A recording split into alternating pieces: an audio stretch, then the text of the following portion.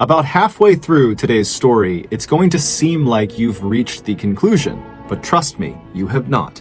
This story takes a wild turn in the second half.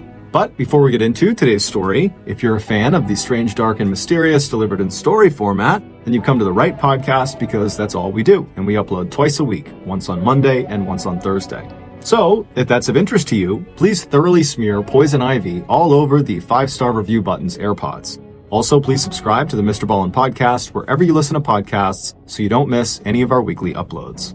Okay, let's get into today's story.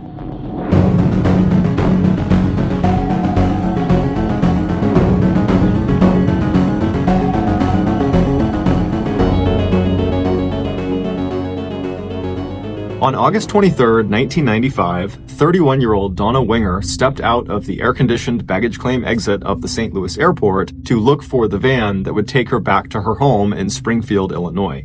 Next to Donna was a cart carrying all of her luggage. Slung over her forearm was the carrying handle of a child's car seat, and sleeping inside of it was Donna's 3-month-old daughter, Bailey. The 88-degree afternoon was warm, even for August, but not nearly as hot as it had just been in Florida, where Donna and Bailey had just spent the last few days visiting with Donna's dad, mom, stepdad, and 2 sisters. Now tanned and rested from her vacation, Donna couldn't wait to get home to tell her husband Mark about the trip.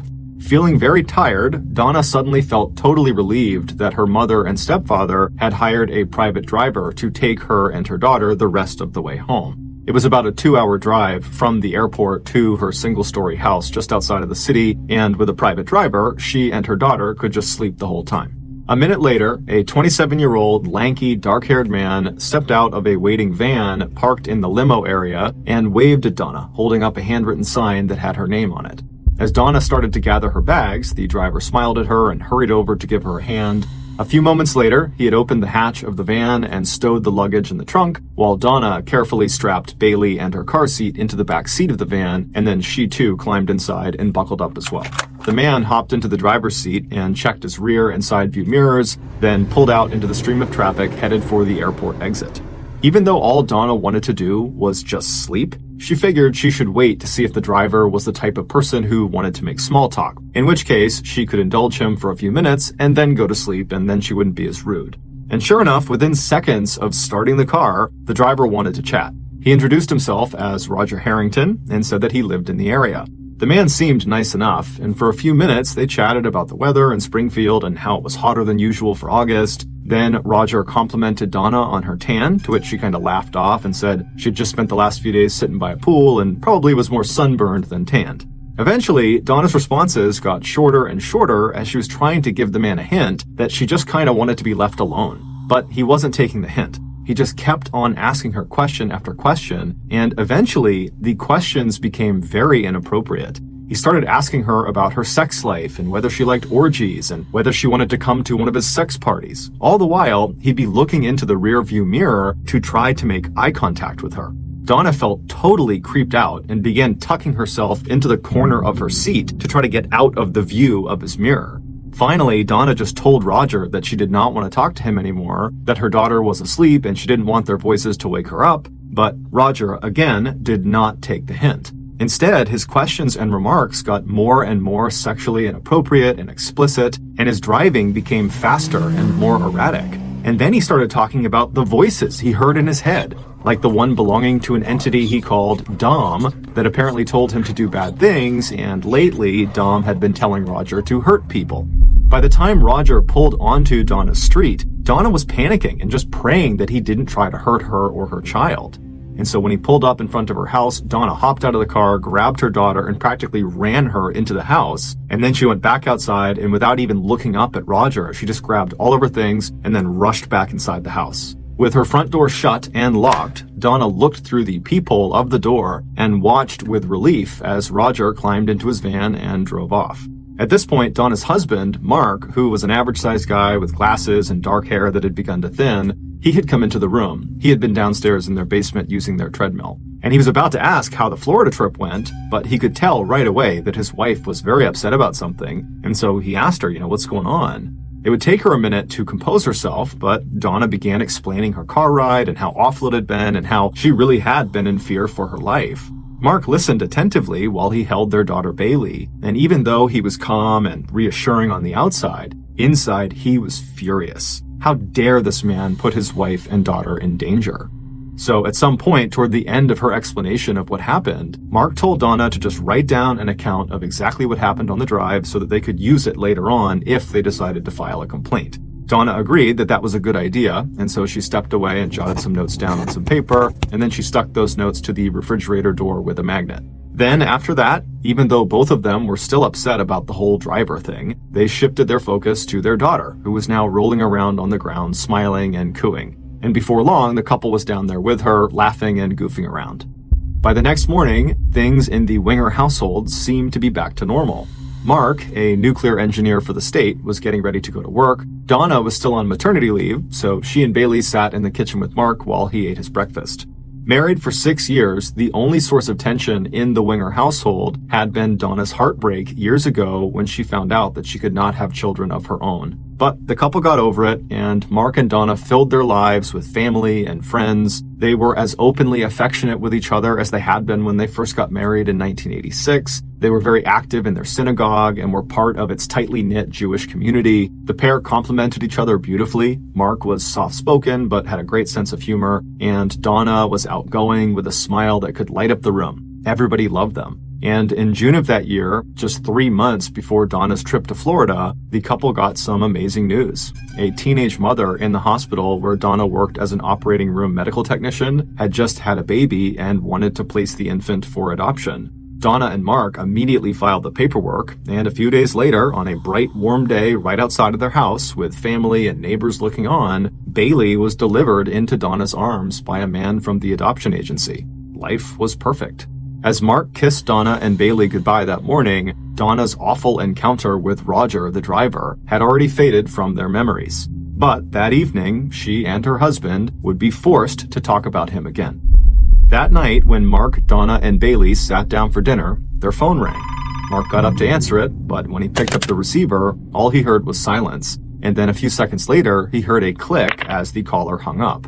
Mark shrugged, hung up the phone himself, and then sat back down with his family, and then just a few minutes later, the phone rang again. Annoyed, Mark got up, answered it, and again, he heard silence, followed by a click. When Mark sat back down the second time, he felt totally unsettled. He couldn't help but think that the person who was calling them had to be Roger. The man had access to their home phone number because it was on their reservation paperwork that they knew he had, and Roger clearly had some serious issues and had shown a very unhealthy interest in Donna. And so as he was thinking about this as a potential possibility, Donna said to Mark, "I bet that was Roger."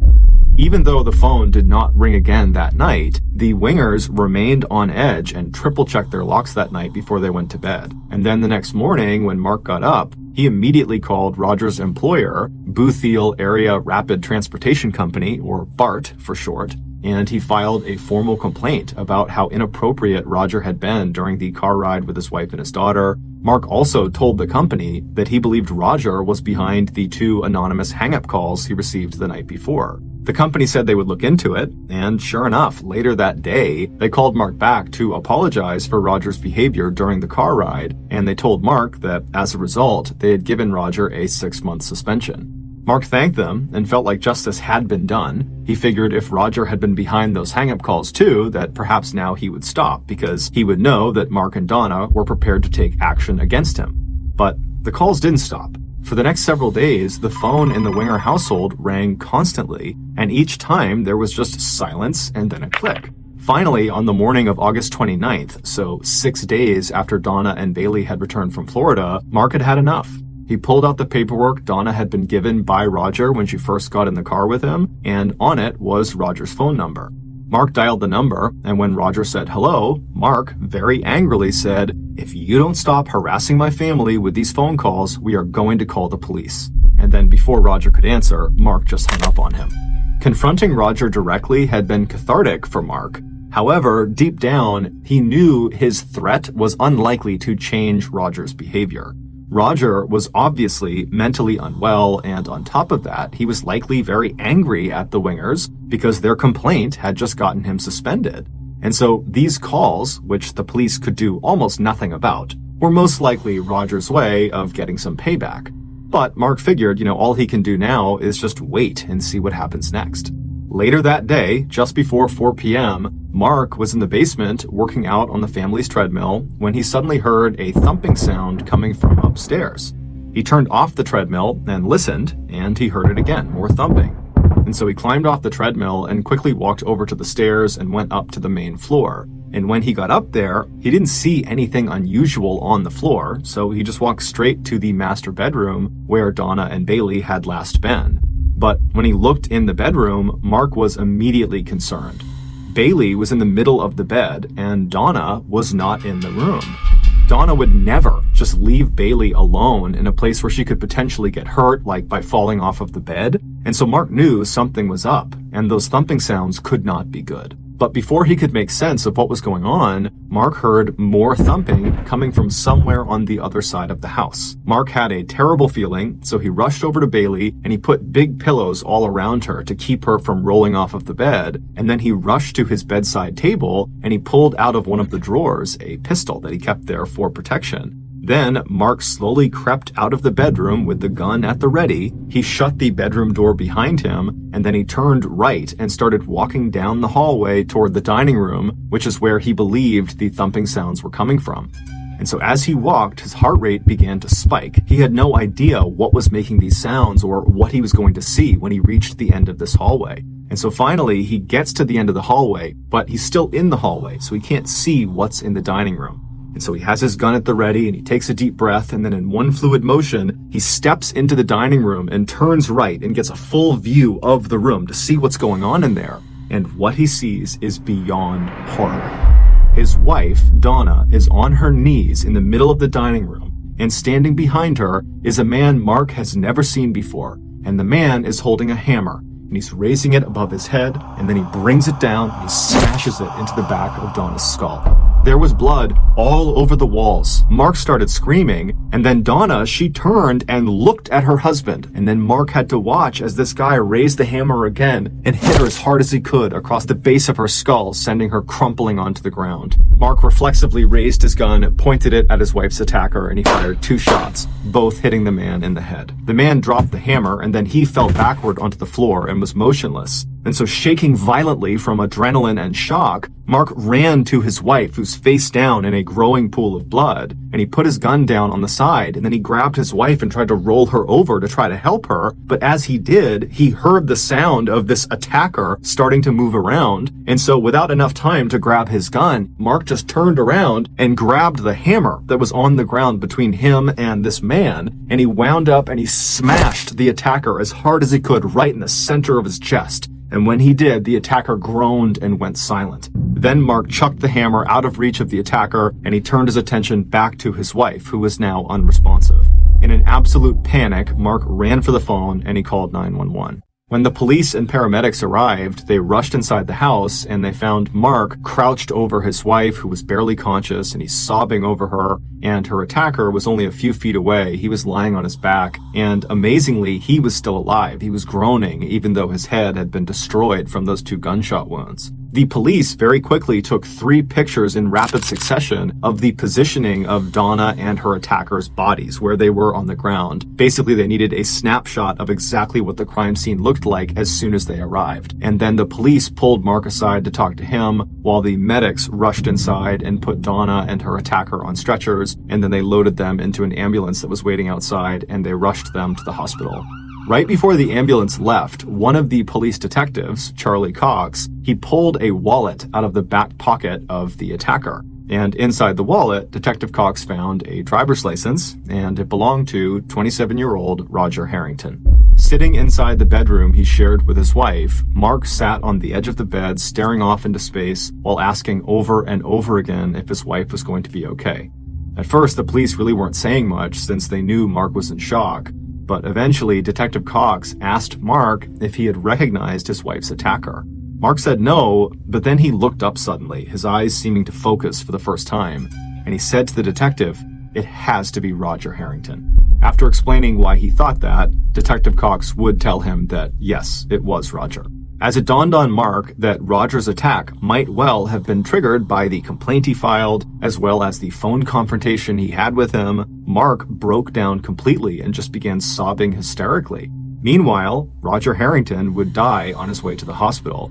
As for Donna, she would die too, just 40 minutes after arriving at the emergency room. It turned out that Roger Harrington was already known to area police. He had been a psychiatric patient at a local treatment facility. Although he did not have a criminal history, Detective Cox himself had once had to respond to a domestic dispute between Roger and his then wife. And in addition to Mark's report of the harassing phone calls and his complaint to Roger's employer, the detectives had also discovered Donna's handwritten note on the fridge that detailed exactly what this guy had done in the car ride with her just 6 days earlier.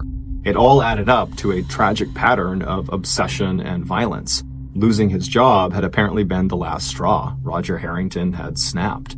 And now Donna Winger was dead. Her baby was again motherless, and Mark's life was shattered.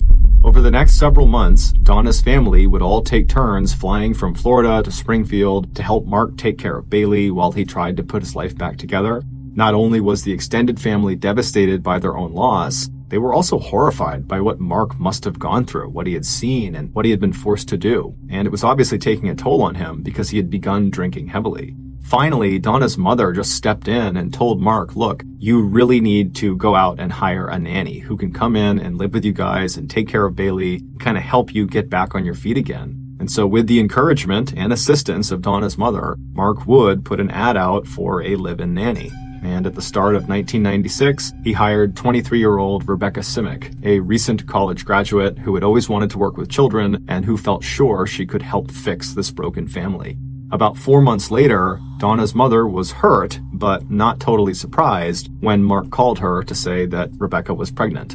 But Donna's family really liked Rebecca. She was not only amazing with Bailey and with Mark, but she also was just very respectful of the situation she was in. And in many ways, she represented a way forward for Mark and for Bailey, and so Donna's family gave the couple their blessing. And at the end of the year, Mark and Rebecca eloped to Hawaii for a quiet wedding ceremony. And then over the next 4 years, Mark and Rebecca went on to have 3 children of their own. They also left the house where Donna was killed and moved to a larger house in the country with room enough for their growing family. Eventually, Mark withdrew both from Donna's family and from the tight-knit Jewish community that had been such a big part and reminder of his life with Donna. He also lost touch with their rabbi and converted to Christianity. But despite these changes, Mark never forgot about Donna. Even though the investigation into her death was officially closed, Mark periodically would stop in to the Springfield police station to ask them if they had learned anything new about Roger Harrington's motivation for this crime. Mark knew that Roger was unhinged, but the attack just seemed so random.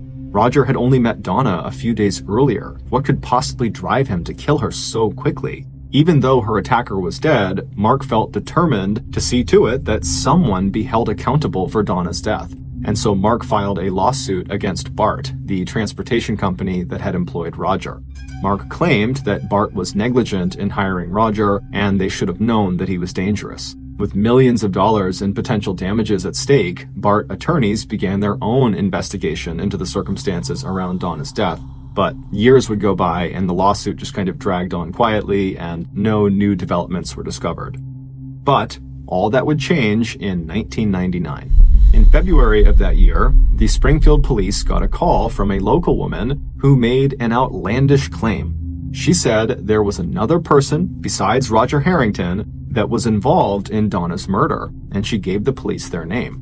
Now, police get lots of tips, and many of them are not useful or not true. But the detective who received this tip had been directly involved in investigating Donna's murder back in 1995, and he had always kind of had his doubts about the way the crime scene was interpreted at the time. And so after getting this tip from this woman, the detective decided to review some of the evidence from Donna's case, and very quickly he noticed a discrepancy. Those 3 pictures that were taken by police right when they arrived on scene that showed in the same picture Donna and Roger, well, those pictures had just been slipped into the case file as an afterthought, and until that moment, no one had really looked at them closely. But now, thinking about the possibility of another person being involved in this murder, These 3 pictures took on a whole new meaning to this detective. These photos, along with the tip from this woman and later combined with evidence unearthed by Bart's investigators, would reopen the Donna Winger case. And eventually, after another 2 years of painstaking interviews and forensic examination, the police learned that there really was another person involved in Donna's murder, and there was much more to the story than they had originally thought. This is the full story of what happened to Donna Winger. At about 3:45 p.m. on August 29, 1995, so the day Donna died, Mark was in the basement on the treadmill when he heard a thumping sound coming from upstairs. After turning the treadmill off, he listened and heard the thumping again, and so he quickly walked over to the stairs and began heading up to the main floor. When he got up there, he looked around and he didn't see anyone or anything strange, but instead of going to the master bedroom to check on his wife and daughter like he had told police, Mark walked to the front door. The thumping he had heard downstairs was just the sound of someone knocking on the door. When he looked through the peephole of the front door, he saw a man in his mid-20s standing there. Mark opened the door, and then this young man introduced himself as Roger Harrington. Mark said hello and gestured for Roger to come inside of the house. Roger did, and walked straight to the nearest table, which was in the dining room, and when he got there, he placed his cigarettes down on top of it, as well as his travel cup that contained some coffee, and then Roger turned around to face Mark. And when he did, he saw Mark was now holding a pistol out in front of him. Roger was so shocked he just froze and stood there, not saying or doing anything, and then Mark ordered Roger to turn around and get on his knees. And once Roger did this, Mark simply raised his gun and fired a single shot into the back of Roger's head. Hearing the gunshot, Donna, who was in the master bedroom with their daughter Bailey, she came running out to see what was going on, and when she got to the dining room where Roger was on the ground in this pool of blood, she saw him and had no idea what to make of it, and just started crying and shaking and looking around wildly, wondering what was happening, and as she stood there, her husband, Mark, snuck up behind her with a hammer in his hand. His first blow struck her on the left side of her head. She never saw it coming. And then as she stumbled, she turned and tried to put her arms up over her head to protect herself, but it wasn't enough. Mark bludgeoned her skull over and over and over again while she screamed at him to stop. Eventually, after the 7th blow to her head, Donna crumpled onto the ground next to Roger. Once he was sure his wife was down for good, Mark picked up the phone and placed a hysterical call to 911. In the background, barely audible, you can hear a groan. It was Roger. At that point, Mark abruptly ends the call with the dispatcher saying his baby is crying and he has to go take care of her. But in reality, after he hung up the phone, Mark walked over to Roger, then just fired another shot into his head, this one going straight through his forehead. Then Mark picked up the bloody hammer and struck Roger one time as hard as he could in the chest. Mark knew the police would find his prints all over the hammer, so he needed a story for why that was. He would later tell police that as he tended to his wife, he thought he heard Roger moving toward them, at which point he didn't have time to grab his gun, and so he turned around and he grabbed the hammer that was on the ground, and he hit him that one time. With his wife's blood streaking his face and arms and soaking into his t-shirt, Mark attempted to rearrange the two bodies to make it look like Roger had been attacking Donna from behind when he was shot down. Then, right as he got the bodies basically the way he wanted them, he heard the sirens fast approaching, and so he got himself into position. When the police and medics rushed inside the house, they found Mark sobbing over his wife's nearly lifeless body. Mark had actually done a fairly good job of framing Roger for this murder. However, he had made a critical mistake, and those 3 photographs the police took of Roger and Donna's bodies right when they arrived on scene proved it.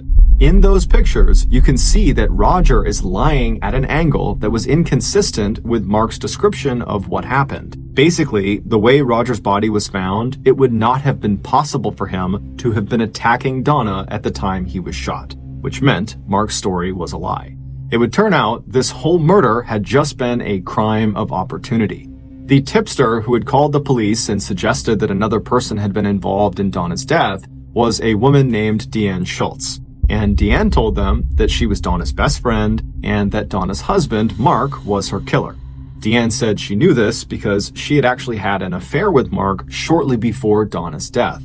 and apparently it had been a very intense relationship where they had exchanged wedding bands and vowed to be together. And during this affair, Mark had started telling Deanne that life would be so much better for the two of them that they could finally be together for good if Donna just died. Deanne did not think he was serious and so never thought much of it, but it would turn out Mark was very serious. He just needed to figure out a way to kill his wife without getting caught. And so when Donna came home from Florida and talked about how inappropriate her driver Roger had been and how he had seemed totally crazy and dangerous, Mark realized he had found the perfect fall guy. He started framing Roger by complaining about him to his company and getting him suspended. And then as for those anonymous hang-up calls, the only person who ever answered the phone for them was Mark. And so most likely he fabricated those. Deanne said Mark believed if he could just find a way to get Roger to come inside of his house when Donna was home, Mark could pull this murder off. Investigators tracked down phone records that showed that Mark Winger had called Roger Harrington on the morning of Donna's death, August 29th. Roger's family corroborated that Roger had received a call from Mark that day, and that Mark had apparently asked Roger to come over to his house so they could resolve the complaint Mark had placed against him. And since Roger desperately needed his job back, he happily agreed to go, not realizing that Mark was luring him to his death. Deanne claimed that at the time, despite how specifically Mark was talking about this frame job, she still was not taking him seriously, which is why she didn't go to police about this. But after Donna's murder, Deanne knew Mark had done it. However, Mark had told her that she could never go to police because she knew too much, and if he went down, she would too. So she had stayed quiet and eventually broken up with Mark and moved on with her life. But 4 years after the murder, her conscience got the best of her, and so she contacted police. Deanne would receive immunity for her testimony. On June 5th, 2002, after a 3-week-long public trial in which he declared his innocence, Mark Winger was found guilty of first-degree murder in the deaths of Donna Winger and Roger Harrington. He was sentenced to life in prison without the possibility of parole. Immediately after Mark's conviction, his second wife, Rebecca, divorced him and changed her last name back to Simic. She packed Bailey and her other 3 children into her brother's car, and she relocated to Louisville, Kentucky. As of today, all 4 of the Simic children have grown into successful adults who have built careers in teaching, art, and business. Thank you for listening to the MrBallen podcast. If you got something out of this episode and you haven't done this already, please thoroughly smear poison ivy all over the 5-star review button's AirPods. Also, please subscribe to the MrBallen podcast on Spotify, Apple Podcasts, Amazon, Google, and anywhere else you get your podcasts. This podcast airs every Monday and Thursday morning, but in the meantime, you can always watch one of the hundreds of stories I have posted on my YouTube channel, which is just called MrBallen. If you want to get in touch with me, please follow me on any major social media platform. My username on all of them is just @MrBallen, and then you can send me a direct message. I do read the bulk of my messages. Lastly, we have some really cool merchandise, so head on over to shopmrballen.com to have a look. So that's going to do it. I really appreciate your support. Until next time, see ya.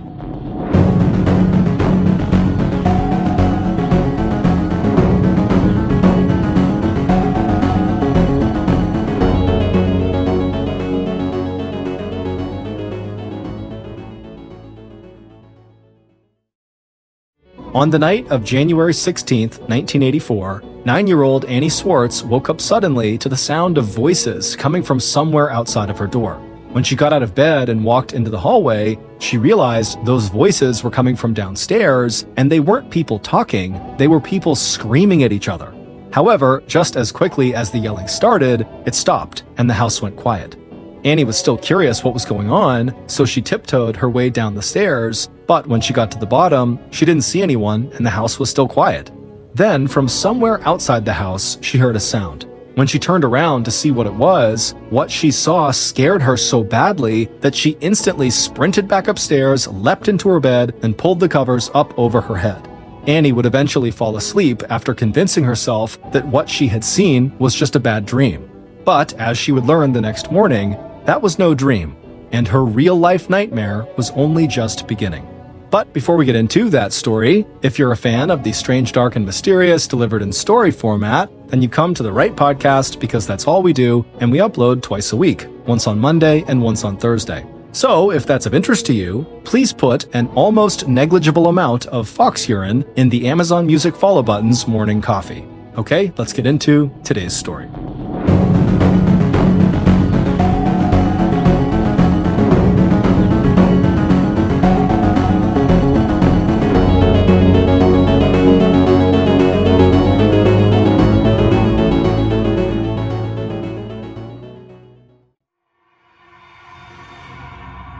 On January 16, 1984, 43-year-old Kay Swartz sat down to dinner with her 51-year-old husband Bob and their kids, Larry and Annie. The kitchen of their split-level home had a window that looked out into the backyard, and they could all see snow falling outside. The Swartz's neighborhood in Cape St. Clair, Maryland, a suburb of Annapolis, was quiet and secluded, but the snow made it feel even quieter and further away from the rest of the world than usual. And Bob worried that if the weather got any worse, he might have trouble driving into work the following day. But then he heard Kay starting to pray, so he looked away from the window and bowed his head. Kay finished her short prayer, and then the rest of the family said Amen, and then they all started eating. Dinner time with the family was always Kay's favorite part of the day. Ever since she was young, she dreamed of having a close-knit family that sat down together every night to share a meal and talk about how their days had gone. And now Kay's dream had come true. She watched as her 17-year-old son Larry and her 9-year-old daughter Annie dug into their dinner, and she looked over at Bob and smiled.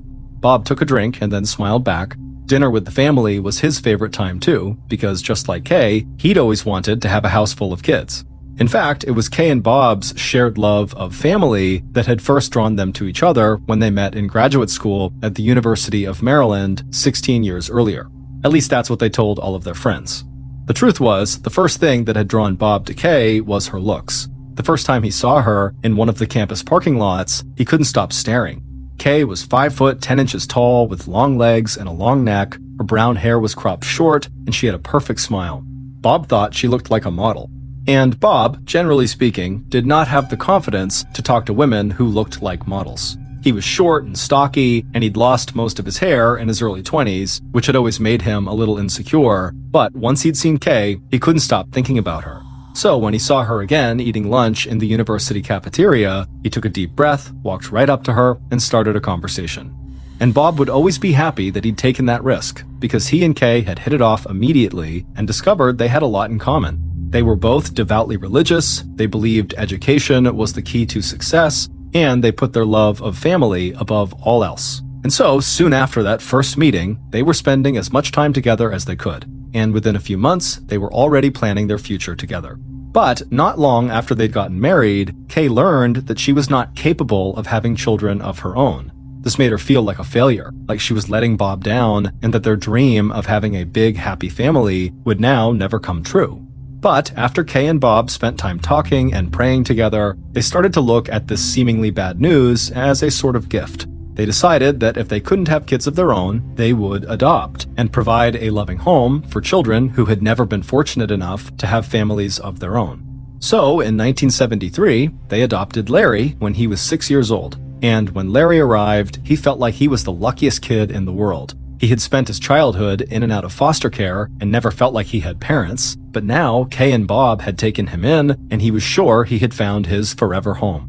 And Larry was everything Kay and Bob could have hoped for in a son. He was sweet, polite, fun to be around, and he even enjoyed going to church with his parents. Larry's adoption was such a success that pretty much right away, Kay and Bob began talking about adopting more children. And 6 years after Larry joined the family, Kay and Bob adopted Annie from South Korea when she was 4 years old. Annie, like Larry, was just incredible to be around from the moment she arrived at their home. Her smile was infectious, and she was smart, curious, and always happy. Bob and Kay adored Annie, and Larry made it his mission to be the best big brother he could possibly be to his new sister. So, back in the present, in 1984, while Kay ate her dinner with her family that night, she was very happy with how her life as a mother had gone so far. But, deep down, she couldn't help but feel a sense of loss, because there was one empty chair at the dinner table where Kay and Bob's third adopted child used to sit. Less than 2 years after Kay and Bob had adopted Larry, and about 4 years before they adopted Annie, they adopted another boy named Michael. At the time, Michael was 8 years old, about 6 months older than Larry, and Kay and Bob hoped the two boys would become fast friends and soon grow into devoted brothers. But Michael struggled to adapt to his new life. His birth parents had abandoned him when he was an infant, and by the time he was adopted by Kay and Bob, he'd already lived in 6 different foster homes and developed a serious distrust of authority figures. And as a result, Michael clashed with his adoptive father, Bob, right away, mainly because Bob could be strict, especially when it came to school. And when Michael struggled in school, Bob would yell at him and ground him, and this would cause Michael to act out. And while Kay wasn't as strict as Bob, she was still a high school teacher, and she took education very seriously. So she couldn't understand why Michael didn't even seem to care about his grades. But when she tried to talk to him about it, he would get frustrated with her, and before long, they'd be shouting at each other. From the beginning, things between Michael and his new parents just didn't seem to be working out. And when Annie joined the family in late 1978, the Michael situation got much worse. Michael accused Bob and Kay of loving Annie more than they loved him, and Michael just seemed to go out of his way to start arguments with his parents, which made life very challenging for everyone in that house, especially Larry, because all Larry wanted was for everyone to be happy and to get along. And so, when Michael fought with Kay and Bob, Larry would try to talk Michael down and keep the peace. But Larry, who was sweet and soft-spoken, rarely had any luck calming Michael down, or getting his parents to go easier on Michael. It was like both sides were unwilling to compromise on any issue. As Michael got older, the arguments between him and his parents became more frequent and more heated. And when Michael became a teenager, he started getting in trouble at school for fighting, and when he got home from school, he would yell and scream at his parents almost every day. Around this time, Kay and Bob started to feel like they had totally lost control of their second son. Then, on a night in 1980, when Michael was 14 years old, the tension between he and his parents reached a breaking point. That night, Michael had asked Kay and Bob if he could go hang out with some of his friends, but they had told him no, that he needed to stay home and do his schoolwork. Michael was furious, and after screaming at his parents, he just snuck out of the house and met up with his friends. But when he got home later that night, Kay and Bob were waiting for him by the front door, and they told him that they had had enough of his bad behavior and that he was not allowed to come back inside. And they didn't just mean for that night. They meant forever. They were disowning him. The following day, Kay and Bob contacted social services, and Michael was taken away and sent to a reform school, which is an institution where youth offenders are sent as an alternative to prison. Kay felt absolutely terrible about this decision, but with Michael now gone, at least Larry and Annie would hopefully have a happier, healthier, and less disruptive home. Now sitting at the kitchen table, staring at Michael's empty seat, Kay tried to remind herself that that decision she and her husband had made a few years earlier had been the only decision they could have made. After all, they had recently learned from social services that Michael, who was now 17, had had to be moved from the reform school to a mental institution because of his erratic behavior. And so, at least to Kay and Bob, this only seemed to prove that Michael would not have worked out long-term in their family. But deep down, whenever Kay thought about Michael, she couldn't help but feel like a failure. That night, after dinner, Bob got up from the table and headed to his home office that he'd set up in a small room located in the basement.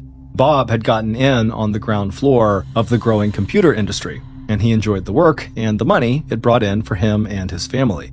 But the job sometimes required him to do work from home late into the night. And Kay knew that once Bob disappeared into his basement office, there was a good chance the rest of the family would not see him until the following morning. So Kay cleared the kitchen table with Larry's help, and then she and Annie headed upstairs.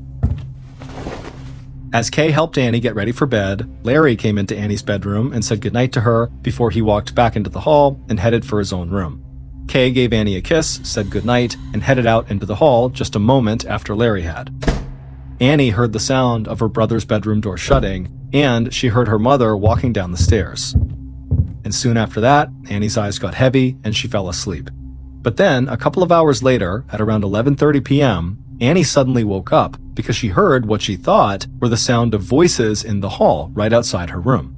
So Annie rubbed her eyes, climbed out of bed, and stumbled to her door, still half asleep. But when she opened her door, she realized the voices were not coming from the hallway, they were coming from downstairs. And the voices she heard were not people talking, but rather people screaming. Annie took a step into the hall, and instantly the screaming stopped. But Annie was still very worried and wanted to know what was going on, so she slowly walked downstairs. But when she got down there, the first floor was quiet and deserted. And as she stood there looking around in the dark, she suddenly thought she heard something outside the house. So she walked through the living room to a sliding glass door that looked out into the backyard where she heard the sound. And the moonlight, it was bouncing off the snow and created just enough light for Annie to get a good look at the backyard. And what she saw out there terrified her. In fact, Annie, after seeing it, she would turn and run back upstairs, dive into her bed, and pull the covers up over her head. And as she lay there, she told herself that this could not be real, that this had to be a bad dream. The following morning, Annie woke up and the house felt cold and quiet. She thought about what she'd seen the night before, but she was sure now that it really must have just been a nightmare, because if it hadn't been, if it had been real, wouldn't her brother or parents have come and got her and told her what was going on? Feeling somewhat reassured by this thought, Annie got out of bed and walked into the hall. She called out for her parents, but no one answered, so Annie walked downstairs to see where people were. But when she didn't see or hear anyone on the first floor, she started to get scared. So Annie ran back up the stairs to Larry's room, she opened the door, and she found him asleep in his bed. She shook him awake, and when he rolled over, she told him that she couldn't find their parents. Larry could tell that Annie was definitely scared, and so immediately became the big brother and tried to calm her down by telling her everything was okay and that their parents likely had just gone outside for a minute and they'd be back soon. Then he climbed out of his bed, took his little sister's hand, and together they walked downstairs. But when they got downstairs, Larry happened to look out the kitchen window into the backyard, and when he did, he stopped moving. He pressed his face against the glass and squinted to get a clear view of the yard, and when he did, his eyes went wide, and he instinctively reached over and covered Annie's eyes with his hand so she couldn't see what he was seeing. Then he picked his sister up and he ran to the phone to call 911. And as he ran, neither he nor Annie seemed to notice the red drops all over everything. A 31-year-old detective from the Anne of Arundel County Police, named Gary Barr, arrived at the neat little home in the quiet suburban neighborhood, and right away, the officers who'd already responded to Larry's frantic 911 call led the detective into the family's backyard. And when Detective Barr got out there and saw the scene, he just stopped and stared. Like Larry, the detective had a hard time processing what was in front of him. Detective Barr was a former Marine, and he'd seen some gruesome things during his time in the military, but he'd never seen anything like this. The ground in front of him, about 10 feet away from the sliding glass door at the back of the house, was covered in a dark red slush, from where massive amounts of blood had mixed with the snow overnight. And just beyond the bloody slush, a few feet ahead of him, he saw a dead body partially covered in fresh snow. The detective took a deep breath of cold air, then slowly circled around the blood-soaked part of the yard and approached the body. The body belonged to Kay Swartz. She was lying face down in the snow, her neck was covered in blood, and she was completely naked except for having a sock on one of her feet. Barr directed a few members of his team to remain in the backyard to take photos of Kay's body and to further investigate the area. Then he walked through the backyard to the open sliding glass door that led into the house. And on that glass door, Detective Barr saw part of a bloody palm print that the officers who'd first arrived on the scene had discovered as well.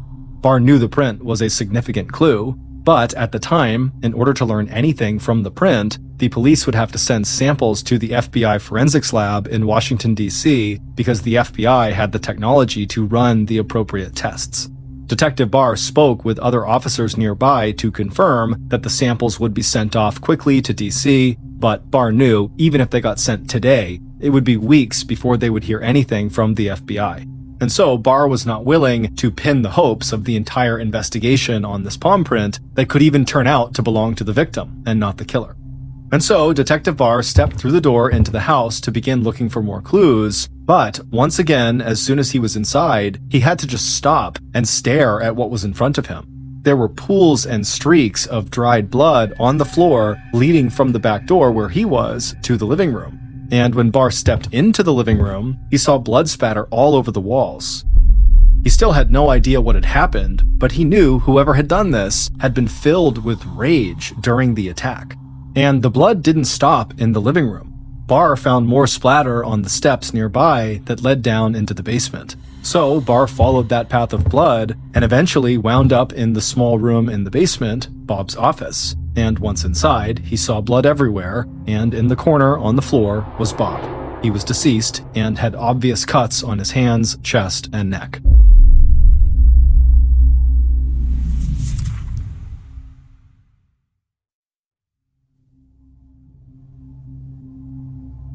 As members of the investigation team photographed and searched Bob's office, Detective Barr wandered back through the house and then walked out the front door.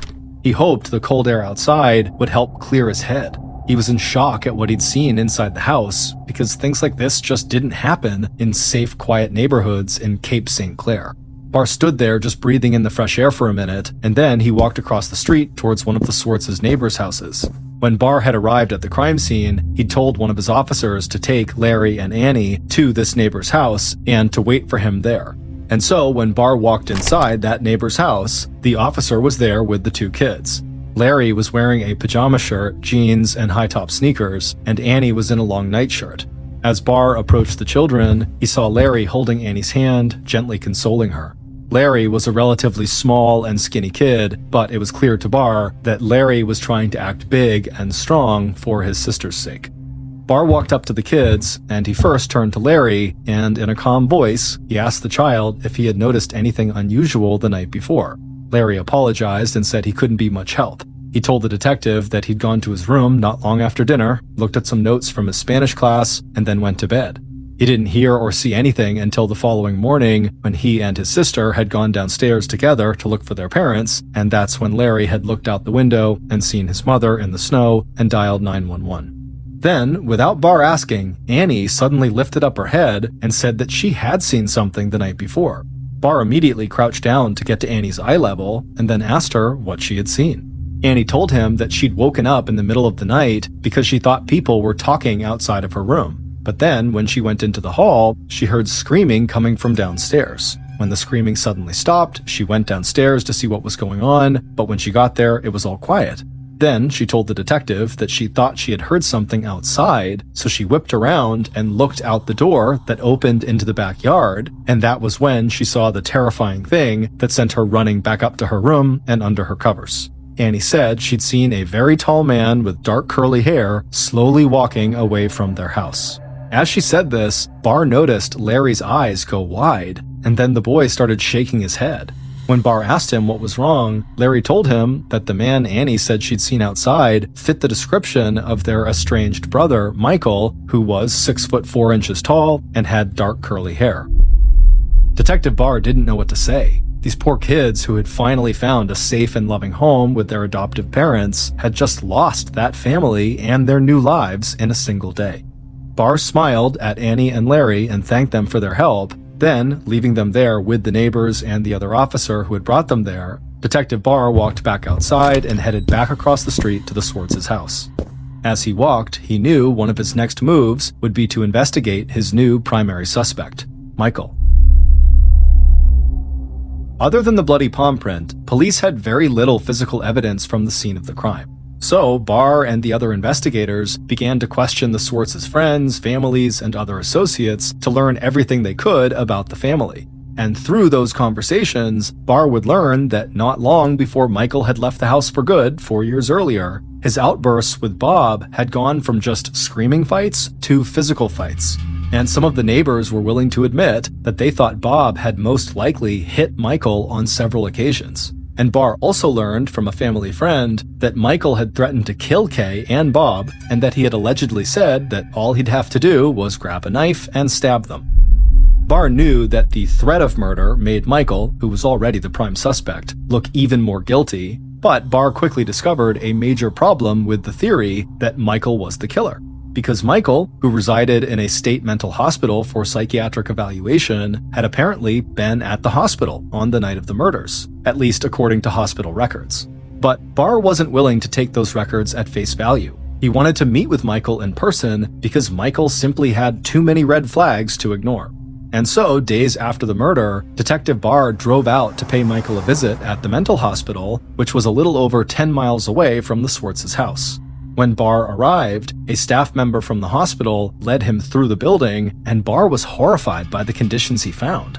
Screams from patients echoed from a large open room packed with beds. The floors and walls looked like they hadn't been cleaned in months, and Barr couldn't tell who, if anyone, was in charge of the place. He was also taken aback by how little security there seemed to be in the hospital. In fact, by the time he stepped into the room where he was supposed to meet Michael, he was convinced Michael could have easily slipped out of the hospital, made the relatively short trip to the Swartz's house, carried out the murders, and made it back to the hospital without anyone on staff ever noticing. Barr took a seat in a metal chair across a metal table from Michael. The room they were in was cramped, and the fluorescent light overhead cast a sickly glow on the dirty white walls. But Barr didn't notice any of that, because from the moment he sat down, he was fixated on Michael's neck. There were several red marks on one side of Michael's long, muscular neck, and so Barr asked Michael if he had gotten those marks in a fight. But Michael just grinned and told the detective the marks were actually hickeys that he'd gotten while making out with a girl he knew. Barr smiled back and then proceeded to tell Michael about what happened to his former adoptive parents. And Michael didn't seem remotely fazed by this horrible news. He just sat there calm as can be.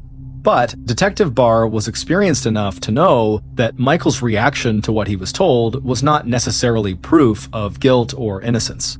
And so Barr began asking basic questions, starting with, where was Michael on the night Bob and Kay were killed, January 16th? And Michael's answer, which was delivered just as calmly as his reaction to the news about his former parents, was simple. He'd been right here in the hospital where the state of Maryland had put him. But Barr wasn't convinced Michael was being honest, so he leaned across the table, looked Michael right in the eyes, and pushed him to talk about his troubled relationship with his adoptive parents and the threats of violence he'd made against them in the past. Barr had hoped this approach might kind of rattle Michael and maybe get him to accidentally give something away, but this didn't happen. Michael stayed calm and stuck to his story. He had been at the hospital when they were killed, period. By the time Barr left the hospital, he was very frustrated. Between the hospital's obviously lax security and Michael's bizarre, nonchalant reaction and answers that he gave, it just seemed like Michael had to be lying, that he really had to be the killer. But without physical evidence from the crime scene or any kind of confession from Michael, Barr knew he was going to have to keep working to prove this theory. And not long after this initial meeting with Michael, Detective Barr's job got even harder. Because right after Barr left the mental hospital, Michael contacted a defense attorney who advised him not to speak with anyone from law enforcement about the murders of Kay and Bob Swartz. And so, a couple of days later, when Barr tried to set up another meeting with Michael at the hospital, he was refused. Now, Barr felt like he was running out of options, because in addition to not being able to speak to his primary suspect, he was still waiting to hear back from the FBI with the results of the test they'd run on the bloody palm print. So, feeling like he was at a dead end, Barr went back to the drawing board and tried to find any other leads that might help him discover exactly what had happened to Kay and Bob. While investigators had been questioning people who were close to Kay and Bob, they discovered that, like Barr, most of these people thought Michael was probably the killer. But there was one person who investigators spoke to that offered a tip that sent Barr's investigation in an entirely new direction. A friend of the family informed Barr that Bob had been a staunch anti-abortion activist and that he had spent significant amounts of time publicly protesting an abortion clinic in the area. And it turned out that Bob's protests had often turned aggressive, and he'd possibly made some enemies in the process. So Detective Barr did his job and tracked down people who worked at the clinic and some of Bob's fellow protesters, but as the days went by, he felt like this was all just a big distraction, and he didn't think this line of questioning was getting him any closer to solving the case. Because Detective Barr was sure that Michael must have at least been involved in the murders. So, Barr abandoned the abortion clinic theory and decided to just basically wait for the FBI to send back the test results from the bloody print that had been found on the sliding glass door at the murder scene. And finally, in March of 1984, almost 2 months after Bob and Kay were murdered, the results arrived. And as Detective Barr expected, these test results would break the case wide open. However, the results would lead Detective Barr down a path he had not even considered during his initial investigation. Based on the test results from the FBI, evidence found at the scene of the crime, and interviews conducted throughout the investigation, here is a reconstruction of what police believe took place at the Swartz home on the night Kay and Bob died, January 16, 1984. At around 11:30 p.m. on January 16th, snow was on the ground outside the Swartz home and the temperature was well below freezing. But sweat dripped down the killer's forehead as they walked through the Swartz house towards the living room. The killer felt lightheaded, and they could still feel the slight burn in their stomach from the shots of rum they'd drunk only a few minutes earlier. The killer stopped a few feet from the living room, hidden in the shadows, and listened to the sound of the television. Then they poked their head around the corner and saw, in the glow of the TV, there was a woman wearing blue flannel pajamas, Kay, sitting in a black vinyl chair, watching the TV. In front of her was a small table with the remains of what looked like her late-night snack, an empty plate, a fork, and a sharp steak knife. The killer was not actually carrying a weapon. In reality, they had not fully mapped out how this attack would go, but the steak knife on Kay's table seemed like the perfect solution. So the killer took a few steps into the living room, but then suddenly stopped. And as they looked at Kay sitting there peacefully watching TV, they started to have second thoughts about what they were about to do. But then the killer took a long, deep breath and told themselves this was the right move. And then they continued to walk through the living room towards Kay.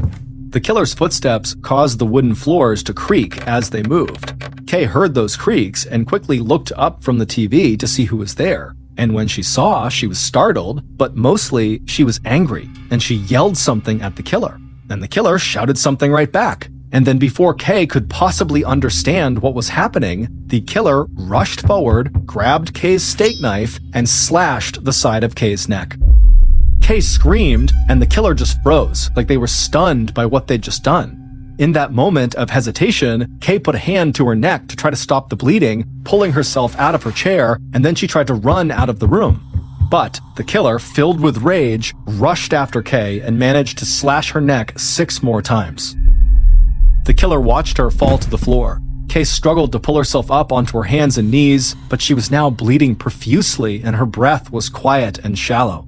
The killer stood over her, raised the knife again, and was about to bring it back down for one final blow when suddenly they heard a sound coming from the steps that led to the basement. The killer stopped what they were doing and rushed over to the top of the steps and looked down to see what the noise was, and what the killer saw at the foot of the stairs was Bob standing in the doorway of his basement office. And when Bob saw the killer standing there with the steak knife in hand, he screamed for help. But there was no help coming, and Bob had nowhere to go. He was trapped in the basement. Without hesitation, the killer walked down the stairs and tried to slash at Bob's face. But Bob, who was trying to back up, managed to throw his hands up to protect himself, and so the knife only cut into his hands. Bob managed to stumble back into his office, but the killer pursued, lunging at him again once inside and stabbing wildly at his neck. The strikes started to land, and before long Bob had fallen to the ground, at which point the killer stabbed him several more times in the chest before finally stopping and standing up. In total, Bob was stabbed 17 times, including blows that severed his left and right carotid arteries in his neck, which supply blood to the brain. Bob lay motionless on the floor of his office, with blood pooling all around him as he died. The killer stood there for a minute in a daze, gasping for breath and staring down at Bob's now dead body. But then the killer snapped out of it and remembered Kay might still be alive upstairs. So the killer ran out of Bob's office, back upstairs into the living room, and saw Kay was now gone. But the killer saw a path of blood on the floor that led out of the living room to the open sliding glass door that led to the backyard. Following the path of blood, the killer ran to the back of the house, where they slammed their hand on that glass door, which is how the bloody print was left, and then the killer stepped outside. The killer could see their own breath in the cold night air, and they could feel the snow crunch under their shoes, but the adrenaline made their face and hands feel flushed and hot. Then, in the moonlight, the killer saw Kay slowly staggering through the yard, desperately trying to get away. Blood dripped from her neck and left dark red pools behind her in the snow. Kay tried to scream for help, but the cuts from the killer's knife had damaged her neck and throat, and so she couldn't make enough sound to be heard. As the killer watched Kay moving through the yard, the urge to cause her as much pain as possible suddenly took over. The killer looked around the yard and spotted a wood-splitting maul, which is like a sledgehammer with a sharp axe head, leaning against a pile of firewood. Then the killer slipped the knife into their jeans pocket, walked over and grabbed the maul with both hands, and then ran over to Kay. When the killer reached her, she was barely able to stand. The killer raised the wood-splitting maul and slammed it into the back of Kay's head. Her skull cracked, and then she crumpled to the ground. Even though Kay was now dead, the killer was not done with her. They wanted to humiliate her. So the killer stripped Kay naked except for one sock. But after the killer tossed Kay's pajamas to the ground, they suddenly started to panic. It was like, for the first time, they realized what they had just done. The killer's hands were shaking, and they saw that their clothes were covered in blood, but they knew they had to get rid of the weapons, so they walked through the yard away from the house, they wiped down the handles of the maul and the knife with a clean part of their shirt, and then threw them into the woods that surrounded the Swartz's backyard. Then the killer walked back through the yard past Kay's body and went inside the Swartz's house. Once inside, the killer walked through the house to the laundry room where they stripped off their clothes, piled them into the washing machine, and then hit start. At this point, the killer's head was pounding, their arms and back ached, and they felt exhausted, so they walked upstairs, headed down the hall past Annie's room, and glanced at the door that led to Michael's old room. Then the killer stepped past that door to his own door that led to his bedroom, and he climbed into his own bed and went to sleep. Larry Swartz, who everybody thought was the quiet, sweet, perfect son, was in fact the killer. The results of the FBI tests made it clear that the bloody palm print on the sliding glass door belonged to Larry and not to Michael, like so many people had thought. And when Detective Barr learned the palm print was Larry's, he thought back to the beginning of his investigation when he first spoke to Larry and Annie right after he had arrived at the crime scene. And he would come to understand that little Annie thought of her 5'9" brother, Larry, as being a, quote, very tall person, because pretty much everyone who was over 5'5" seemed very tall to her. But Larry, thinking on his feet, had immediately used her description of the very tall man in the backyard, the likely killer, to his advantage, pointing out that his former brother, Michael, was in fact very tall, 6'4" to be exact, which is considered very tall by basically all adults. Michael did this, of course, to deflect suspicion away from himself. Police arrested Larry, and while in custody, he would confess to killing his parents. Larry claimed he had killed Kay in the house and had not chased her down and killed her in the yard like the police said.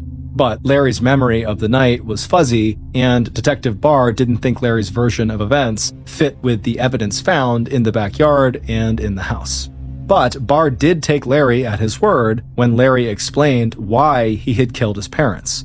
Larry said that once Michael had been kicked out of the house, he, Larry, became the target of Kay and Bob's very strict disciplinary tactics. They would yell at Larry constantly about his bad grades, ground him for weeks at a time, and keep him from going out on dates with the girl he liked. Larry grew very angry at his parents, and he felt like they enjoyed humiliating him. And then, on January 16th, 1984, Larry snapped. That night, after Annie had gone to bed, he and Kay got into a shouting match when he told her he had failed his Spanish exam. And Kay said that knowing Larry, he would probably fail all of his other exams too. So Larry stormed upstairs to his bedroom, slammed his door, reached under his bed, and grabbed a soda bottle that was actually filled with rum. And as he drank the rum, he got angrier at his parents, and he convinced himself that they were going to kick him out of the house like they'd done to Michael, and he'd never get to see his little sister Annie again. So Larry decided the only solution was to kill Kay and Bob. So he went downstairs and did just that. Larry ultimately pleaded guilty to second-degree murder. He was sentenced to 20 years in prison, but after serving 9 years, he was granted parole. Larry would move to Florida, where he would die from a heart attack in 2004 at the age of 38.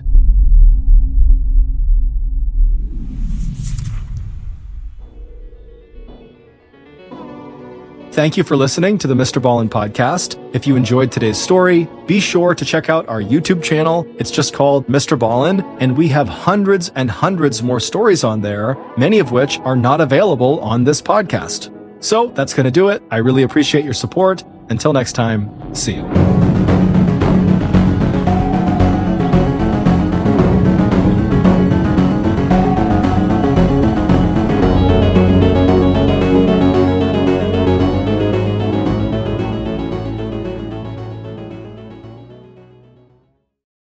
Today's podcast features two classic scary stories. The audio from both of these stories has been pulled from our main YouTube channel and has been remastered for today's episode. The links to the original YouTube videos are in the description. The first story you'll hear is called Pine Tree Farm, and it's about a family who lives on a farm in the middle of a forest that notices something very strange going on outside of their house in the middle of the night.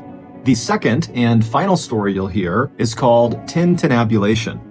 This story was recently played for players on the Los Angeles Chargers NFL team as part of a big Amazon Music promotion, and during the screening, one of the players got so anxious and uncomfortable listening to this story that he just ripped his headphones off and said, "Nope, I'm done."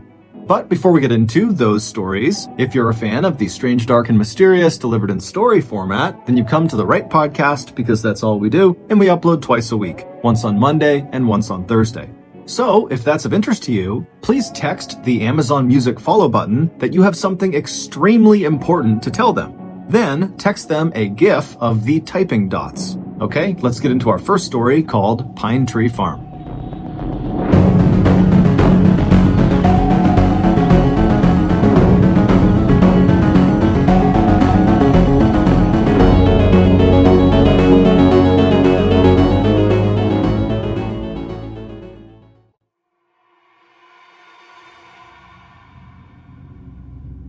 In 2006, a 14-year-old boy named Evan lived on a farm in North Carolina. This was not a typical farm with animals and crops. It was a pine tree harvestry. Pine needles are a big landscaping commodity, and Evan and his family made their living baling pine straw every year. As such, their main living house on the farm was situated right in the middle of 550 acres of perfectly lined up pine trees. They did not have any neighbors nearby, and there was only one road that led into the property, which from the main house, they could look out and basically see through the rows of trees all the way to the beginning of this road, which meant any visitors were really easy to spot. The main house was built on a very slight hill, which meant one side of the house was effectively built on stilts to compensate for the angle. And on that side of the house, on the first floor, was the living room. So anyone who was in the living room looking out the window, they'd basically need to look at a downward angle to see the ground. It would actually seem like you were on the second floor, but really you're on the first floor. The window in the living room was very unique. It stretched almost the entire length of the room, so almost 50 feet across. And at night, you could see animals darting between the different trees because you could see down the rows. And so that was pretty creepy. And then just the fact that this window is so big, if you're in the living room at night, you just felt really exposed. So between the creepy animals running around and a level of exposure and vulnerability, people basically avoided the living room anytime they were in the house at night. That winter, Evan's cousin came to stay with him on his farm, and because the main house did not have any extra bedrooms, Evan and his cousin would have to sleep in the living room. There were two couches inside of the living room, one that was right underneath the 50-foot long window, and then another which was on the other side of the room against a wall that did not have a window. And so Evan would be sleeping on the couch right under the window, and his cousin would be sleeping on the other couch. The first night Evan's cousin was there, they put this big sheet up over the window, but it only blocked like 75% of the window. The two flanks of the window were still exposed, but where the couches were lined up, they were kind of blocked by this sheet, so it gave them a little bit of privacy. After goofing around for a while, the boys finally fell asleep around midnight, and then they woke up a couple hours later because they heard Evan's dogs barking way off in the pine trees. Now, Evan was used to his dogs running around the property and barking at other smaller animals, and so just them barking was not necessarily a red flag. But the barking persisted to the point where Evan's cousin got up off the couch, moved across the room to the opening of the window that was not covered by the sheet at the foot of where Evan was sleeping. Now, Evan was still laying on the couch. He was not going to get up and look out the window, so he's looking down at his cousin, kind of looking at his face to get some sort of a read on what he's seeing. And he notices his cousin has this really perplexed look on his face, like he's squinting his eyes and trying to make sense of what he's looking at. And so Evan looks at him and says, "Hey, what's going on? What do you see?" And his cousin's like, I don't know if my mind's playing tricks on me or not, but I'm pretty sure I see people out there.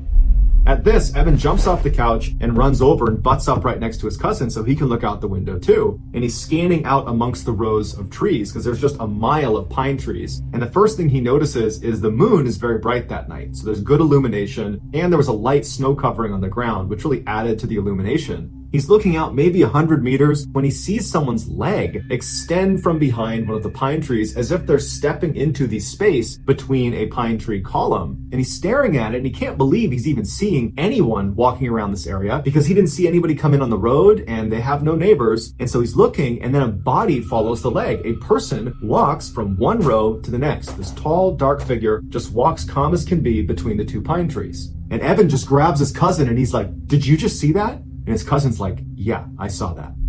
And so they continue to look in the direction of where this person crossed the path. And after a couple of minutes, they see another leg now emerging, going the other way, back towards where that first person had come from. So the leg kind of extends into this gap, and this tall figure walks across into the next row, except now, instead of going just directly across, it looks like they're moving at an angle closer to the main house property.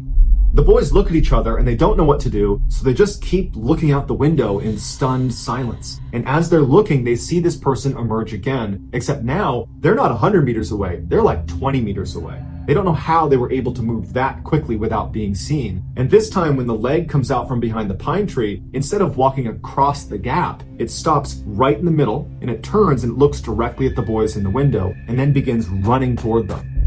The boys practically fall over trying to get away from the window. Evan's yelling for his father upstairs, and the boys instinctively just start running around the house, locking every door, shutting every window. And as they're going from door to door, the anxiety is growing and growing because they think, if I don't get there fast enough, this person who is running towards the property is going to come barging through that door. And so at every door, their anxiety is through the roof, but they manage to shut everything. Everything is locked right as Evan's father comes charging down the stairs. He's got his gun in hand and he's like, "What's going on?" And they say, "There's someone out in our property." Their dad charges out the front door. The front door is not on the same wall as the living room. It's on the side of the house. So once he goes outside, he's going to need to turn to the right to look out in the direction they were describing. He bombs outside, he stays on the porch, and he starts yelling at whoever's out there that if you come over here, I'm going to shoot you, get the F away from here. And then there's silence. And the boys are waiting, they're looking around, they're checking the window. They don't see anything. The dad comes back inside, he shut and locks the door, and he tells Evan, "Keep an eye out. If you see him again, you let me know." Evan would reflect on this experience later on and say, we really should have called 911 at that point. But as a kid, I just understood that that's the way my family did business. We kind of took care of ourselves. And so even though there is a threat of some stranger who's running at our property, we were not going to call the cops. And so his dad effectively was telling him to be a lookout. And so Evan and his cousin, they go back into the living room and they kind of go up to the window. They're a little bit apprehensive and they're looking out. And after 5-10 minutes of looking out the window and not seeing anything, they're thinking to themselves, Evan's dad's a pretty intimidating guy. And he was just out there screaming and yelling with a gun, threatening to shoot them. So they probably got the message and they're probably gone. And so the boys got back into their couches and it took them a while, but they did ultimately fall asleep. The next morning when the boys got up, the first thing they wanted to do was go out there and see if they could find footprints from this person to kind of confirm it really was a person, because part of them thought, maybe we didn't see that. Maybe that was our imaginations. They don't know. And so they start by going out the front door, so not on the same wall as the living room. They go out the front door, they turn and they walk down into the trees, and they're looking around and they find some footprints. So they're confirming to themselves, okay, there was someone out here. It wasn't us. This is not our footprints. We found them. So they start following the footprints back towards the property, and they realize at some point there are two distinct sets of footprints. There were two people out here. And even worse is they followed them all the way up to the house. And there were two different circles of footprints that stopped right underneath the living room window along the two flanks of the window where the sheet was not covering. Which means over the course of the night, when Evan and his cousin were up at that window looking out, there's a good chance that one or two strangers were tucked up against the side of the house. And they would not have seen them because of the angle out of the living room window. It was steep because of the stilts it was on. And so anybody that was tucked up along the side, they'd be in a blind spot. And then for sure, after Evan and his cousin got back into bed and were sleeping, there were two strangers who were right up against those windows, probably pulling themselves up to look inside.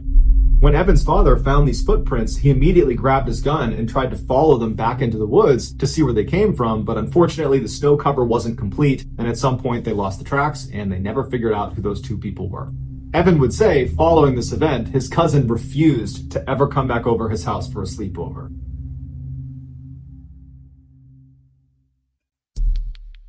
The next and final story of today's episode is called tintinnabulation.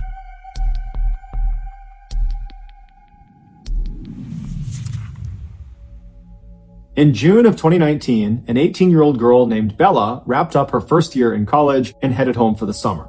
Her family lived just outside of this small town in France that was tucked up in the mountains and surrounded by this huge forest. And so growing up, Bella spent a lot of her time out in this forest, either by herself or with her father or other members of her family. And so she knew the forest like the back of her hand.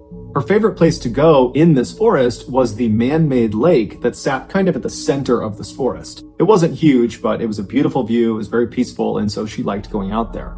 The way she would get to it is she would leave her house, she would hop in her car, she would drive a couple of miles down the road, and she would pull off into the shoulder of this road, and there was no signage that said this was the pull-off to get to the man-made lake. This was an area that she and her family had discovered, that there was this particular trail you could take. And so she would pull off at this shoulder, she would get out, and she would turn away from the road and just walk directly into the trees, which butted right up against the road. And very quickly, after walking into the woods, after going through some thick underbrush, she would reach this kind of clearing and she would see up ahead this little stream. And off to the left side of the stream is what looked like this kind of beaten up little footpath, but actually what it was an animal trail. So animals just kind of made their way around this area all the time, and so it kind of carved out a path. And so Bella would walk down to this animal path, and she would walk along the path that kind of went parallel with the stream, and she would walk for maybe 15 or 20 minutes until this animal path veered hard to the left, kind of went away from the stream. At that point, Bella would abandon the animal path and just continue walking along this stream, both stepping in the stream on some rocks and standing on either side when she could.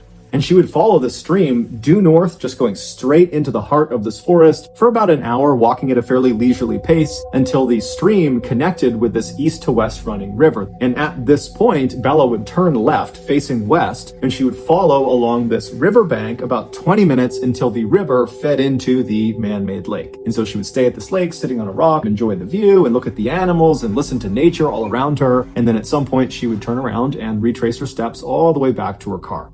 For reference, one leg of this journey from car to lake or from lake to car took about 2 hours. Part of the reason Bella really enjoyed being in these woods and being at this lake was because it just kind of felt like they were hers. Because up until this summer in 2019, the only other people that Bella had ever seen anywhere in this forest or near this lake were other members of her family. So it really felt very private.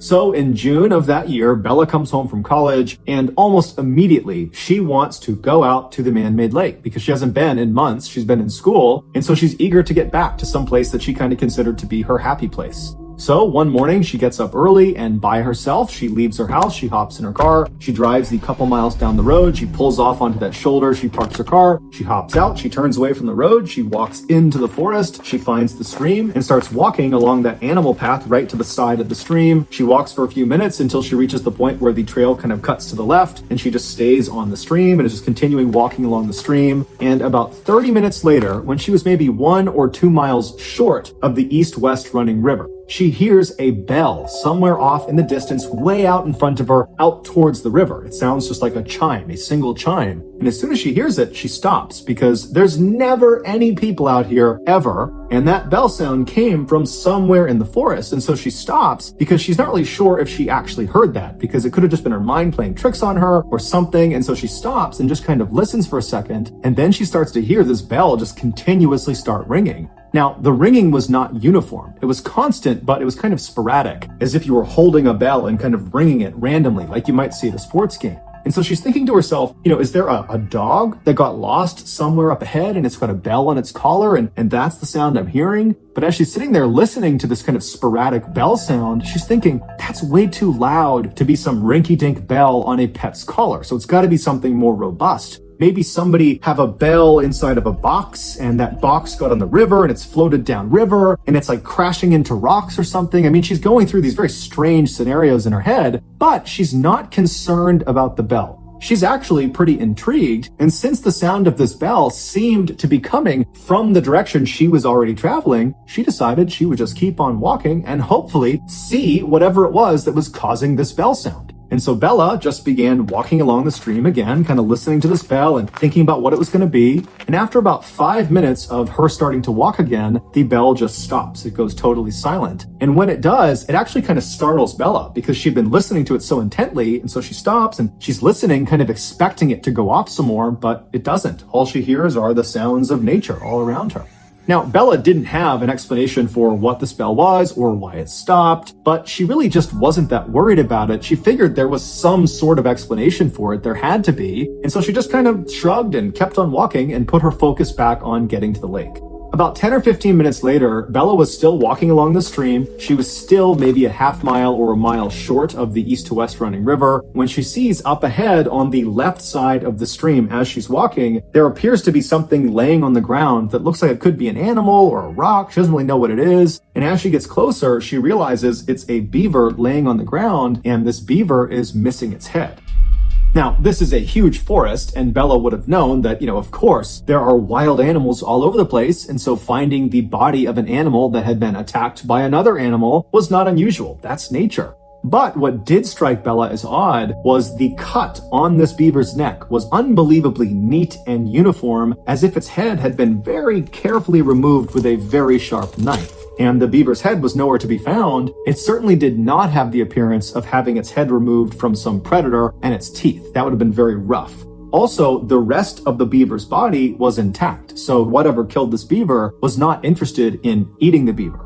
As Bella stood over this beaver and was just staring at it, she also noted that there was no smell. Normally, when something dies, it begins to smell very quickly. It's part of the decomposition process. And so for there not to be a smell indicated to Bella that this beaver must have been killed fairly recently. And then when Bella kind of gently prodded the body with her foot, she realized the beaver's body was still fairly limp, so rigor mortis had not set in. Rigor mortis is another part of the decomposition process where the body kind of stiffens up, and that happens fairly soon after death. And so as Bella is realizing this beaver must have died very recently, it dawns on her that most likely whoever or whatever has killed this beaver is probably somewhere nearby. And Bella can't help but connect this dead beaver to that bell she was hearing earlier, which before meant nothing, but considering the bell was roughly coming from the same area where this beaver has now been found, it made her uneasy. And so Bella found herself whipping her head around, looking out into the trees, seeing if, there's some person, a hunter or somebody that would kind of explain what was going on, but there was nothing. And so Bella felt herself starting to panic a little bit, but then she stopped herself and said, "Calm down. It's broad daylight. I have been coming to these woods for years and years. I've never seen another person. I've never encountered some predatory animal. I'm sure everything is perfectly fine. I got nothing to worry about." And so she stepped over the beaver and kept on walking.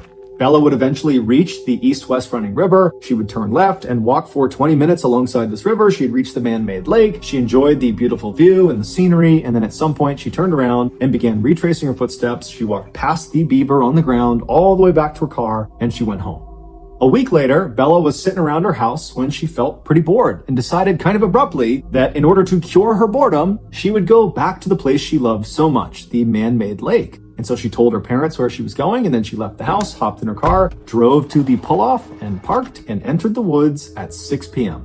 Sunset that night was at 9 p.m., and so Bella knew this would need to be a fairly quick turnaround so she didn't get trapped in the woods in the dark. And so Bella finds the animal trail. She follows along the stream until the trail goes left and she stays on the stream. She continues walking on the stream when she starts to hear the distant sound of thunder. And so she looks up into the sky through the trees and she can see the sky is starting to get dark, but she's still a couple of hours away from sunset. And so between the thunder and the dark skies, she knows a storm is rolling in. But she is determined to get to that lake. And so instead of, turning around and saying, okay, I'll come back another time, she just starts jogging along the stream to get there as fast as she possibly can.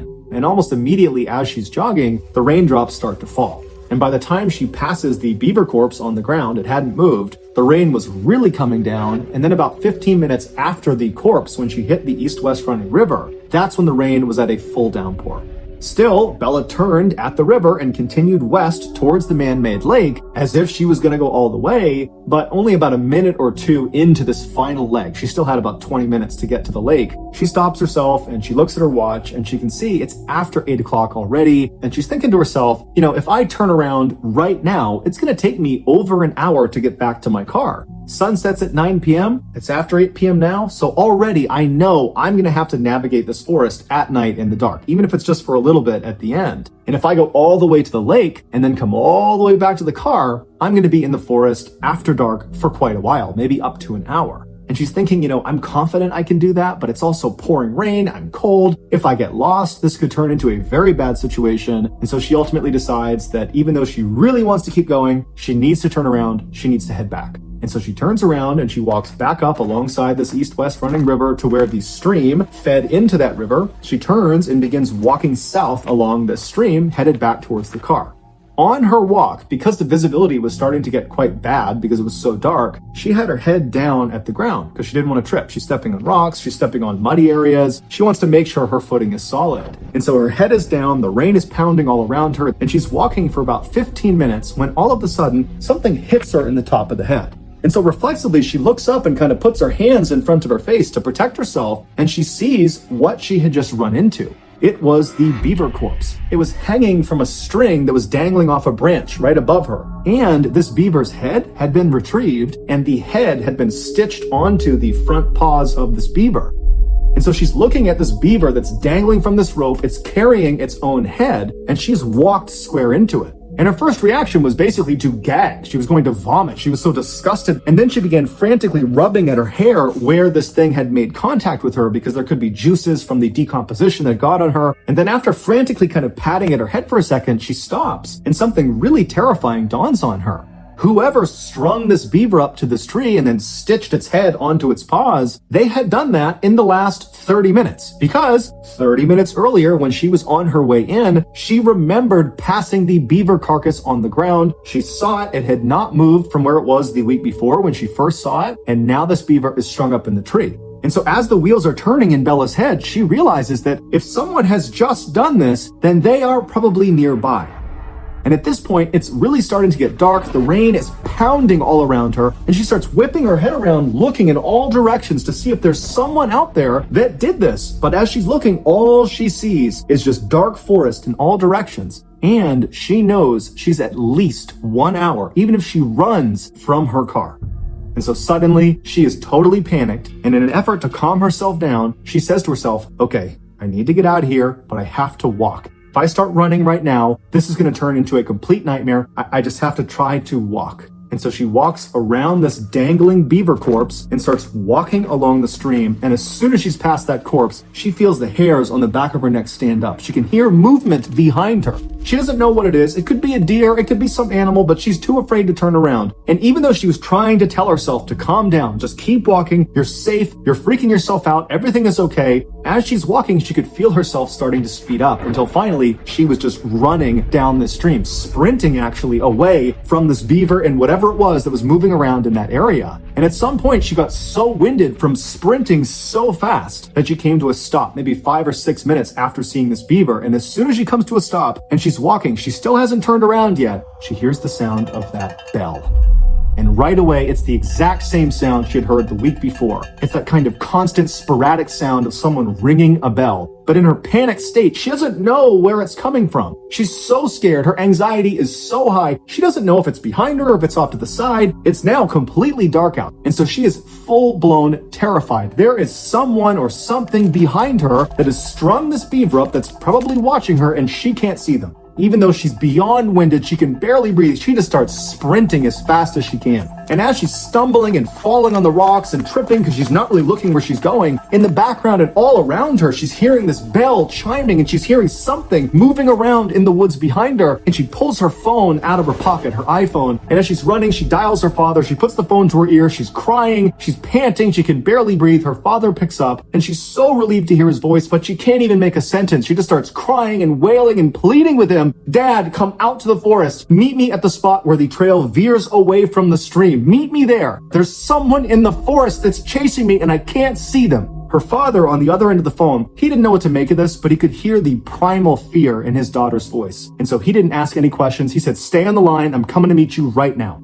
So Bella's father and mother, with Bella on the line, they run out of their house, they hop in their car, they speed the couple miles down the road, they park next to their daughter's car, and as they're running into the woods, they can hear way off in the woods the sound of the bell. They can hear the bell, they hear their daughter screaming on the phone, they can hear the bell coming through the phone, and she's begging them to please come into the woods, come in here, save me. And so the parents run into the woods and they begin running up the stream. Meanwhile, Bella, who's way out in the woods, she's still 10 or 15 minutes away from her parents. She is barely able to run at this point. She's exhausted almost all of her energy. And as she's getting closer and closer to her parents, the sporadic bell sound is getting louder and louder and louder, like whatever it is gaining on her. And she can hear behind her all these sticks and branches. They're breaking as if something is coming up to her. And finally, when it feels like this bell is right behind her head, she just kind of stops in defeat. She's too far away from her parents. She can't get to them in time. And so it was almost like she had to turn around and finally look at whatever it was that was behind her. And so terrified beyond words, Bella, who can barely breathe, she's so scared and so tired, she slowly turns around. Now, when she turns around and she's facing the other direction, she's looking across this clearing. She just happened to run past this clearing, and because it was a clearing, there was a little bit of moonlight that was coming down through the trees, just enough to illuminate this space that was about 50 feet wide. And as she's looking across this clearing, at first, she doesn't see anything. And then this tall, dark figure walks into the clearing, and as soon as it steps in, she can see it's got a bell at its waist. And with every step it took, it would violently ring the bell, causing the ringing sound. And so this thing starts moving into the clearing, and as Bella is staring at it, it was like time slowed down. She could not process what she was looking at. She didn't know what she was looking at. All she knew is whatever or whoever this is, they're coming straight at me. And so Bella suddenly got this unbelievable adrenaline rush. It was like her body went into autopilot to save her, and she turned around and began sprinting faster than she'd ever sprinted in her life. And as she ran, all she could hear was the sound of that bell, which she now knew represented steps this thing was taking. And so the bell was getting faster and faster and louder, and she knew it was gaining on her. And she began lying and screaming out loud that, "I'm on the phone with the police. They're right up ahead. They're going to be here any moment." But whatever it was that was behind her, they weren't fazed. They were just charging ahead, gaining on her second by second. Meanwhile, her parents had made it to the meeting spot, but her father, he felt like, I can't just sit here, and he just starts charging into the woods. He can hear his daughter screaming. He can hear this bell getting louder and louder. He just starts running towards it. And sure enough, seconds later, he sees his daughter come bounding out of the forest, and she leaps into his arms. He just grabs her, turns around, and runs with her back to the meeting spot. He grabs his wife, and the three of them just charge out of the forest, back to the parking lot, back in their car, and they speed off. In the car, all of them are crying. They don't know what to make of what just happened. Bella's trying to describe it, but she can't. And her parents, they had been on the phone listening to their daughter screaming, and all they kept saying to each other, the parents, was, "I heard the bell. I heard the bell. I heard the bell." As if the bell confirmed their worst nightmares, that there really was someone or something out in those woods that was trying to do harm to their child. They would drive straight to the police station where Bella would file a report about what she experienced out in the forest. And then afterwards, her parents, as a precaution, took her to the hospital where she was determined to be okay, besides some bumps and bruises from falling down. The following morning, the police went out to the forest, to the area where Bella had explained where she had been, and they searched all along that animal foot trail and all along the stream, but they never found any sign of this dark figure with the bell. Bella would tell police that she had a handbag, and as she was running back, she dropped the bag. She remembered where she dropped it along the stream, but when the police went to that area, the bag was gone. Also, the beaver was no longer there. It was not tied up to the tree. It was not on the ground. It was gone. The only thing police found that was out of the ordinary was they found a little ways off from the stream, basically along the path that Bella would have been running on, they found a t-shirt neatly folded, placed underneath a rock. But the police and Bella and her family have no idea what that signifies. Ultimately, the police told Bella and her family that more than likely what she ran into was some kind of mentally unstable person that was living out in the woods, and perhaps when Bella came into the woods, they felt like she was on their property, and so they kind of tried to scare her off. But Bella has a hard time accepting that. She felt like, as she was running from whoever was behind her, that she was in mortal danger. That had it not been for her father running into the woods and literally grabbing her and running with her the rest of the way, that she may not have gotten out of the woods at all, that she might have been attacked and killed by whoever this was. She also can't help, when she looks back at the entire experience, thinking about that moment when she turned around and looked across that clearing and saw this figure come into the moonlight for the first time. That when it came into the moonlight, the way it was moving, the steps it was taking, they weren't normal, they were abnormal. There was just something off about this thing's movement, that it didn't seem like she was looking at a person, but rather some big animal. But regardless, since her ordeal, there have been no strange sightings out in those woods. However, almost no one ever goes in those woods except for Bella and her family. And Bella and her family, they don't go in those woods anymore. So whoever or whatever is out there is still just out there. Thank you for listening to the MrBallen podcast. If you got something out of this episode and you haven't done this already, please text the Amazon Music follow button that you have something extremely important to tell them. Then text them a GIF of the typing dots. This podcast airs every Monday and Thursday morning, but in the meantime, you can always watch one of the hundreds of stories we have posted on our main YouTube channel, which is just called MrBallen. We have a registered 501c3 charitable organization called the MrBallen Foundation that honors and supports victims of violent crime, as well as their families. Monthly donors to the MrBallen Foundation Honor Them Society will receive free gifts and exclusive invites to special live events. Go to mrballen.foundation and click Get Involved to join the Honor Them Society today. If you want to get in touch with me, please follow me on any major social media platform and then send me a direct message. My username is just @MrBallen, and I really do read the majority of my DMs. Lastly, we have some really cool merchandise, so head on over to shopmrballen.com to have a look. So that's going to do it. I really appreciate your support. Until next time, see ya.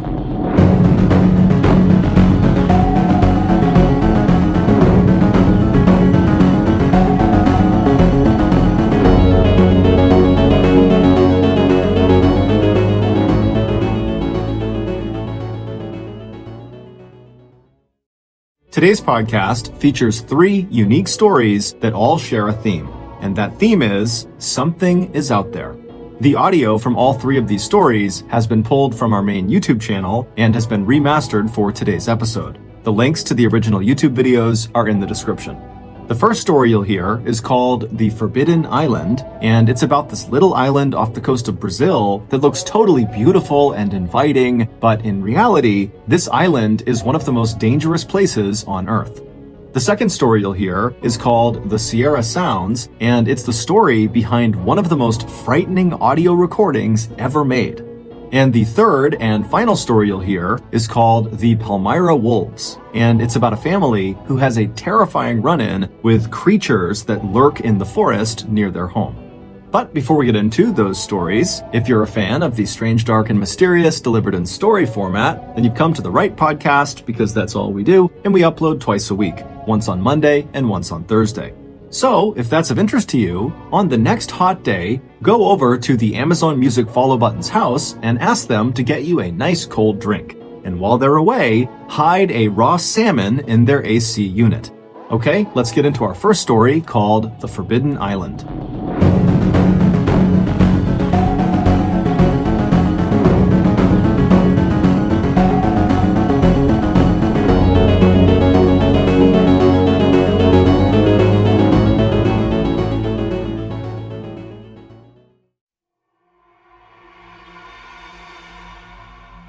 There is this tiny, lush, heavily forested, beautiful island 93 miles off the coast of Brazil that no matter how beautiful it looks, no one will go to this island. In fact, you're not allowed to go to it because the Brazilian Navy has forbid it. So the legend of this island really began in the early 1900s when a local fisherman was off the coast of the island and saw right on the edge of the forest were these beautiful banana trees with all these bananas that were ripe and ready to be picked. And he thought, I can easily pull my boat over to those rocks over there, hop out, grab some bananas and bring them home, no problem. That'll take me, 10 minutes to do. And so he pulls over by himself to get these bananas. He anchors his boat. He walks up the beach. He climbs up the tree and he starts hacking down some bananas. And while he's up there, he suddenly feels a sharp pain on his rib cage. And he falls out of the tree and he looks down and he's bleeding out of his rib cage because he can see it on his shirt. There's blood on his shirt. Was there a branch that jabbed me in the side? Like, what was that? And he's alone. He's 93 miles from the mainland. And so in a panic, he ditches the bananas. He runs to his boat, gets it unanchored, and starts making his way back to the mainland. But on the trek back, he passes out in the boat.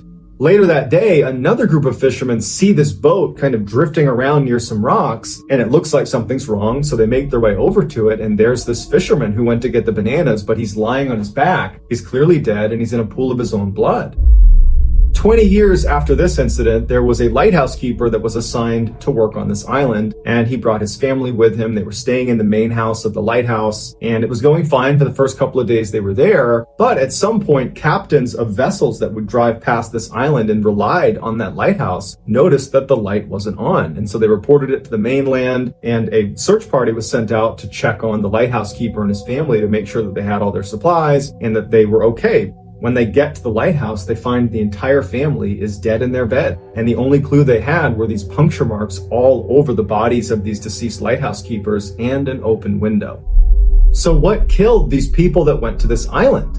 Technically, they died from a poison that literally melts your organs within 60 minutes of coming in contact with it. But that poison comes from a very famous venomous snake called the golden lancehead viper that only exists on this island. They exist nowhere else in the world. And so this island has been dubbed Snake Island.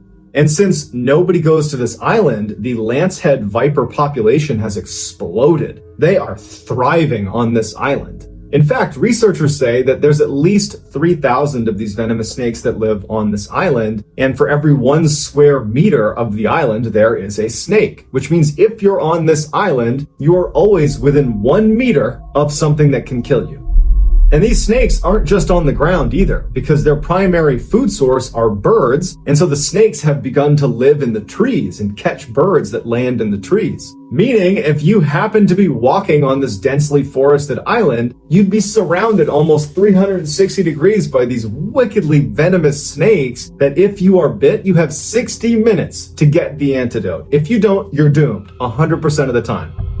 Nowadays, the only people that go to this island are the Navy, who replace the batteries in the lighthouse, which is now automated because it's too dangerous to be there. They go once a year to replace those batteries. Researchers occasionally go there, and you have poachers that go to try to catch some of these snakes because they're so rare, they can sell on the black market for 10 to 30,000 US dollars. But many of these poachers that manage to sneak onto the island just get bit by these vipers and die. So there you go, karma.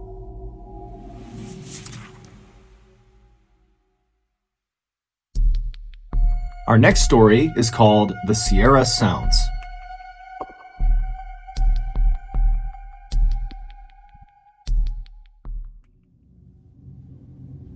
Somewhere out in the Sierra Nevada mountain range lies a small hunting camp that's been there since the 1950s. Despite its fame, only a handful of people know exactly where this camp is. But even if you were given explicit directions on how to get there, you might just walk past it because it's tucked away in the middle of the woods up on this mountain. It's just a small fire pit, a couple of logs around it, another log set up for cutting wood, and there's some paths that have been beaten down over the years from its occupants, but it's pretty much unremarkable. According to camp members, the fastest way to get to the site is by horseback, and it's approximately 8 miles, and it's through very rugged terrain on this mountain, and it includes a 4,000-foot elevation gain. However, this 8-mile trail is not marked, and every year it changes slightly because trees will fall along the way, changing the topography. Ron Moorhead, who's one of the 4 original camp members, laments the fact that anybody knows anything about this campsite. He wishes they could have kept it a secret. But he knew that wasn't an option after what they discovered there in late 1971. In early 1971, Ron was a young man, and he was invited out for the first time to the Sierra camp by the 3 founding members. When Ron got there, he fell in love. It was this beautiful, natural, pristine wilderness that overlooked this amazing valley, and they're surrounded by these huge white fir trees. There's a freshwater stream that trickled by, and in terms of hunting, the deer were plentiful. Ron said this campsite was the closest to heaven he thinks he'll ever get. The only real drawback of the site was the large bear population, but they always had guns on them, and they built this shelter out of heavy fallen timbers that they could go inside, shut the door, and they'd be protected from the bears until they left. When there wasn't a bear threat, they slept on the ground in tents. In late 1971, Ron came back to the camp with the other 3 founding members. They'd had a great day of hunting, and they were standing around the campfire just chatting with each other when they started hearing a grunting sound not far away from them in the forest. Now, typically, whenever a bear came to their campsite, it was usually at night, and they would hear it grunting somewhere off in the forest, and as soon as they heard it, they would stop and they would listen to kind of confirm it was a bear, and if it was, they would go inside of their shelter and they would wait for it to leave. But this time, when they stopped to listen to confirm it was a bear, the sound they heard next was something they had never heard before, and it was so frightening they almost fell over each other running to get inside of the shelter. It was like a whooping sound you would expect from an ape, except instead of a series of whoops like you would expect from an ape, it was one loud whoop, and then silence, and then another creature somewhere else made a responding whoop that sounded different than the first. There was at least 2 creatures that were basically speaking to each other out in the forest out of view. Ron would say, as these creatures were howling and whooping at each other out in the forest, the men were huddled around inside of the shelter looking at each other like, what is that? Has anybody heard that sound before? And nobody knew what it was. And after a little while, they heard these creatures running towards the camp. They were pretty well off, but they heard these heavy footsteps approaching. And so Ron and the others, they put themselves up against these slats inside of the shelter where they could look out in the direction where these creatures were. And they're staring out just past the light of their campfire into the dark forest. And they hear these things running, and they stop. They don't come into the clearing. It's like they're just outside of where they could see. And then their tone completely changes. These creatures, which are now one on one side of the camp and one on the other, begin speaking to each other in a language that almost sounds human, but it was nonsensical. It sounded like an imitation of a human language, but not human. And so Ron and the others are terrified, and they're just staring through the slats, waiting to see this creature that's going to emerge at some point, but it never does. Instead, the creatures continue to stay outside of the light, and they move around behind their shelter out of view. And so Ron and the others move to the very middle of their shelter to get as far away from the walls as they can, because there are breaks in the walls, and they're worried one of these things is going to reach through and grab them. But finally, after hours of these creatures running around the perimeter of their camp, communicating in this totally otherworldly language, they started whooping again and ran off. And for the rest of the night, Ron and the other 3 stayed right in that shelter. The next day, when the sun came up, the men were out of that camp as fast as they could. These are hard, rugged men, and they were very shaken up by this experience. And they tried to talk about it, but there was just no way to describe what they were hearing and experiencing. And so they just decided they just wanted to get out of there as fast as possible, and they'll deal with this later. But as soon as they got out of the woods and back to their homes, they didn't talk about it anymore, except Ron became obsessed with whatever it was that was making that sound. He so desperately wanted to find out what it was. And so he convinced the other 3 members to come with him and go back to the campsite, except this time Ron was going to bring an audio recorder, and he was going to try to capture some audio of these creatures. And so the 4 men went back to the campsite. They didn't even hunt that day. They stayed right near the campsite. They made this big fire, and they're all just kind of nervously sitting there waiting, kind of hoping it happens and also hoping it doesn't happen. And at some point in the evening, Ron said he heard footsteps way out in the middle of the forest, and they sounded like they were running towards the camp. The 4 men sprint inside the shelter, lock it behind them, and Ron turns on the audio recorder. Now, before you listen to this famous recording, here are its bona fides. After being recorded, Ron sent it to Dr. R. Lynn Curlin, who is a professor of electrical engineering at the University of Wyoming, and he and his team analyzed it, and they concluded that 1, it was unaltered, so it's not been edited, it's not been doctored in any way, it's an authentic audio recording. And 2, whatever was making the sounds could not have been a man, because their vocal range was dramatically higher and lower than that of a human's. The doctor said, based on average pitch and tract length, the creature that was making the sound most likely was between 7'3" and 8 feet tall. In addition to the Dr. Curlin examination, a cryptolinguist expert named Scott Nelson also pointed out that it would have been nearly impossible in 1971 for Ron or any of the other hunters to dub the sound of their voices, which are on the recording, over the sounds that these creatures were making. Because a couple times in the recording, you hear both sets of voices happening at once. That's something you couldn't have done in 1971. Despite numerous attempts to debunk this recording, it still stands as a legitimate, unedited recording. Although what they were recording is still a mystery. Have a listen.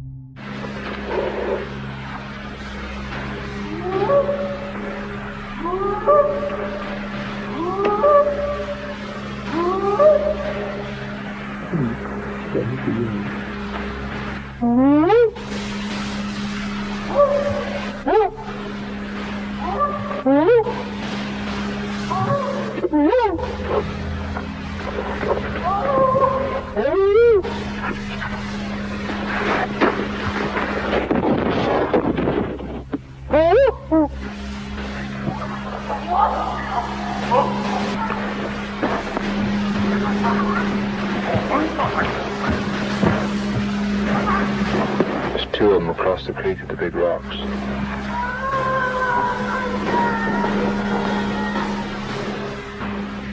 It's a hard act to follow.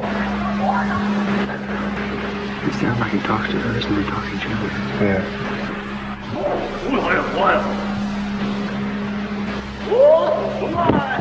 Right there, just seen moving right through there. Shortly after this recording was made, Ron stopped hunting at this camp. However, over the years, he has gone back several times because he's obsessed with trying to find out what's out in the forest. But he says to this day, he still has no idea.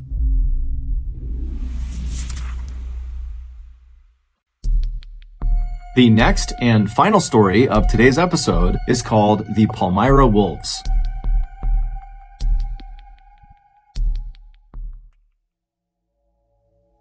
In 2005, Eric Martin was working in a paper mill in Maine, and he had been working at this paper mill for 20 years, and he was reaching up to get something on a shelf when he threw his back out. And in fact, he had slipped a number of discs, and it ultimately meant he was not able to work anymore. He was going to be disabled. And so he's suddenly out of work. His wife, Shelley Martin, was not working at the time, but when he couldn't work, she needed to get a job. And so Shelley, who had not worked in a long time, was able, through some connections, to land a job in her hometown in Maine called Palmyra.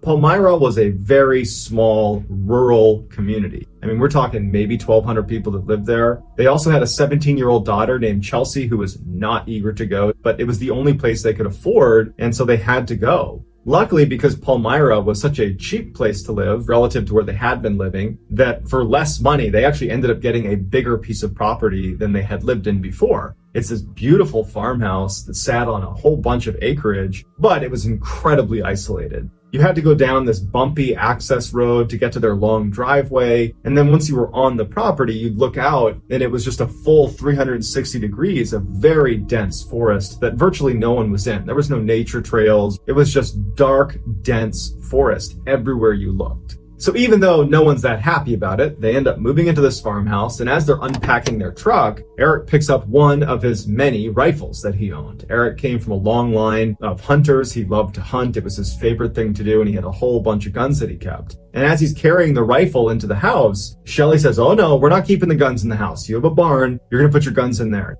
This had always been a point of contention for them in their marriage. Shelley just didn't feel safe having guns in the house, especially having kids in there. And so ultimately Eric agrees, okay, fine, I won't put my guns in the house. I'll put them in the barn. And so he went in the barn, and he and his son, Sean, who he had come out to help him, they built this gun case for all of his rifles. It was very heavy duty. They put it in the barn, and then they locked that and then locked the barn itself. So they were totally secure in the barn, but definitely not readily accessible. Over that first year, Shelley and Eric developed this ritual where at the end of the day, they would go out on the front porch of their farmhouse and look out onto the front yard, and they would drink coffee. It was something they both looked forward to, and virtually every night they did this. And so almost exactly a year after moving in, it was in early 2006, Shelley and Eric are sitting on their front porch, enjoying their coffee, they're chatting, and Shelley thinks she sees something in the woods. Now, you have to understand the layout and how far away they are from the woods to get a sense of what they were seeing. Right in front of their porch was a gravel road where they parked their cars. About 20 meters away from their house to the left is their barn. And beyond the barn, basically straight out from the porch, is this huge open field where there's no trees or anything. It was like open grazing area. And then way beyond the field was the beginning of this tree line, of this really dense forest. So we're talking at least a couple hundred meters away where she sees these lights. And she described it as like a pulsating light. It did not look like a car or some sort of vehicle, not to mention there was no road out straight ahead from their porch. It was just a dense forest where there was absolutely no one that should have been in there.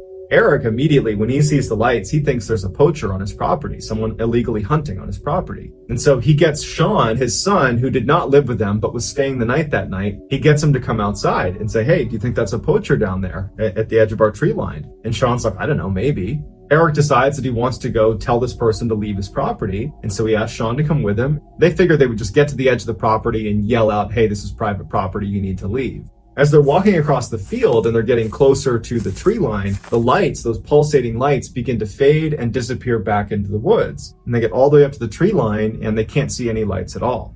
Even though at this point, standing on the edge of the forest, Eric and Sean are fairly confident that this poacher has left, they decide, just to be sure, let's walk a little ways into the woods. Even though it's totally dark, we're not going to get lost. We'll walk a little ways into the woods and just continue to yell, this is private property, so they really do leave. And so they begin walking, and it's a very dense forest. Lots of low-hanging limbs. It's not somewhere that's easy to walk. There's no walking trails or anything like that. And they walk, 10, 15 meters into the woods, and then they hear what sounds like someone walking parallel to them, maybe 15 meters away from them on their left. And they both stop and they look. They didn't want to take any chance that they were being stalked by a predator. And so they thought, you know what? The lights are gone. I don't know what animal this is. Let's just get out of here. About a month goes by, and Nathan, who is Chelsea's boyfriend, was staying with the family at the farm. And it was the first nice spring day. I mean, it was a very dark and dreary winter. Maine winters tend to be that way. And so that weekend, Nathan and Chelsea decide, let's go walk around the woods. So they take the two family dogs and they start walking across that big field in front of the house into the forest, the same area where Sean and Eric have been looking for those lights and then heard what sounded like an animal that was near them. And so at first, Chelsea has the dogs on leashes, but they get to the forest and she lets them off their leash to let them go run around and go crazy because they've been cooped up because of the wintertime as well. The two dogs instantly take off running for about 100 meters, and then they come to a dead stop right outside this big mound. It looks like a dirt mound, but they get up close to it and they can tell that it's actually more like a den. There are these huge pieces of wood that have been leaned into like a lean-to type structure with moss and dirt and grass put all over the outside. I mean, it looks like a very intentionally made mound, and there's a circular hole that's been created right on the front of it. And the dogs have stopped right outside and they're poking their heads in and smelling into this hole. And Nathan and Chelsea are looking at this thinking, who did this? Is this like a hunter's thing? Is this something a hunter might make? Would an animal make this? This seems really big for some animal to make this, but it definitely was made on purpose, whatever it is. And so Nathan, he just kind of looks down into this den, but it's totally dark, and he thinks he hears growling coming from inside of the den. And so without any hesitation, he goes, we gotta go. I don't know what's living in there, but we gotta go. And so they take the dogs, they put them back on leashes, and the two of them get out of the forest as quickly as they can. When Nathan and Chelsea came back to the house, they told Eric and Shelley, and actually Sean was there too, and they said, hey, we found this den of some kind out in the middle of the woods, basically straight out from your front porch. And that's when Eric and Sean said, well, about a month ago, we were out in that same area, and we could have sworn we heard some animal stalking us. A couple of months go by, and Eric and Shelley are sitting on their front porch having their coffee ritual, and there was just this low mist that kind of hung over the entire field. And as they're sitting there, they're commenting on how creepy it was. And what started as just kind of a friendly discussion about the general creepiness took a turn when they realized that they couldn't hear any wildlife. No crickets, no animals, no anything. And normally at night, because they were out here all the time, it was humming with life. And so Shelley had this high-powered flashlight that she always had out with her, and she starts scanning the property, not knowing what she's looking for, but it just seemed really odd that they couldn't hear any wildlife. But after she scans across the whole field, she doesn't see anything, and so she puts her flashlight down and just starts talking to Eric about whatever they normally talked about over coffee at night. Eric would say in numerous interviews that for whatever reason, when she put that flashlight down, he suddenly felt like they were in danger. He's looking out, he doesn't see anything, and then all of a sudden he just says, you know what? We gotta go inside. I don't know what it is, but we gotta go inside. And Shelley's like, come on, I wanna stay out here for a little bit longer. We'll go in a few minutes. And Eric stands up and he's like, no, go inside. And he tries to grab her to kind of push her into the house. And she's kind of fighting against him. And then all of a sudden Shelley stops. And she goes, did you hear that? And Eric immediately knew that whatever it was, it's the reason he had that sudden feeling of being in danger. Eric turns around and he can't see anything because it's too dark. Shelley grabs her flashlight and she begins scanning the tree line. And she gets to the field and gets about halfway across the field right in front of them, and she stops. Because right in the middle of the field are three creatures that look like wolves. These huge creatures that are looking right at them. Two others join them. So there's 5 wolf-like creatures that are staring at them right from the middle of their field.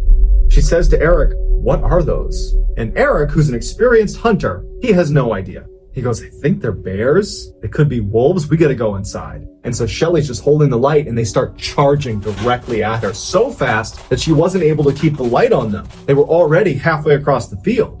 They go inside, they shut the door, and they lock it. And without saying a word, the two of them make their rounds across the entire bottom floor, lock every window, close every blind, make sure everything is shut. There was something different about these 5 creatures. The way they started running towards them, it just felt like they were targeting Eric and Shelley. And so even after the house had been secured, they didn't feel safe. And so they're standing in the middle of their cabin, and Eric's saying, my guns are in the barn. We have no protection. And Shelley is like, whatever you do not go out there. We don't know what these are. It could be a bear, it could be a wolf. We don't know. Don't go out there.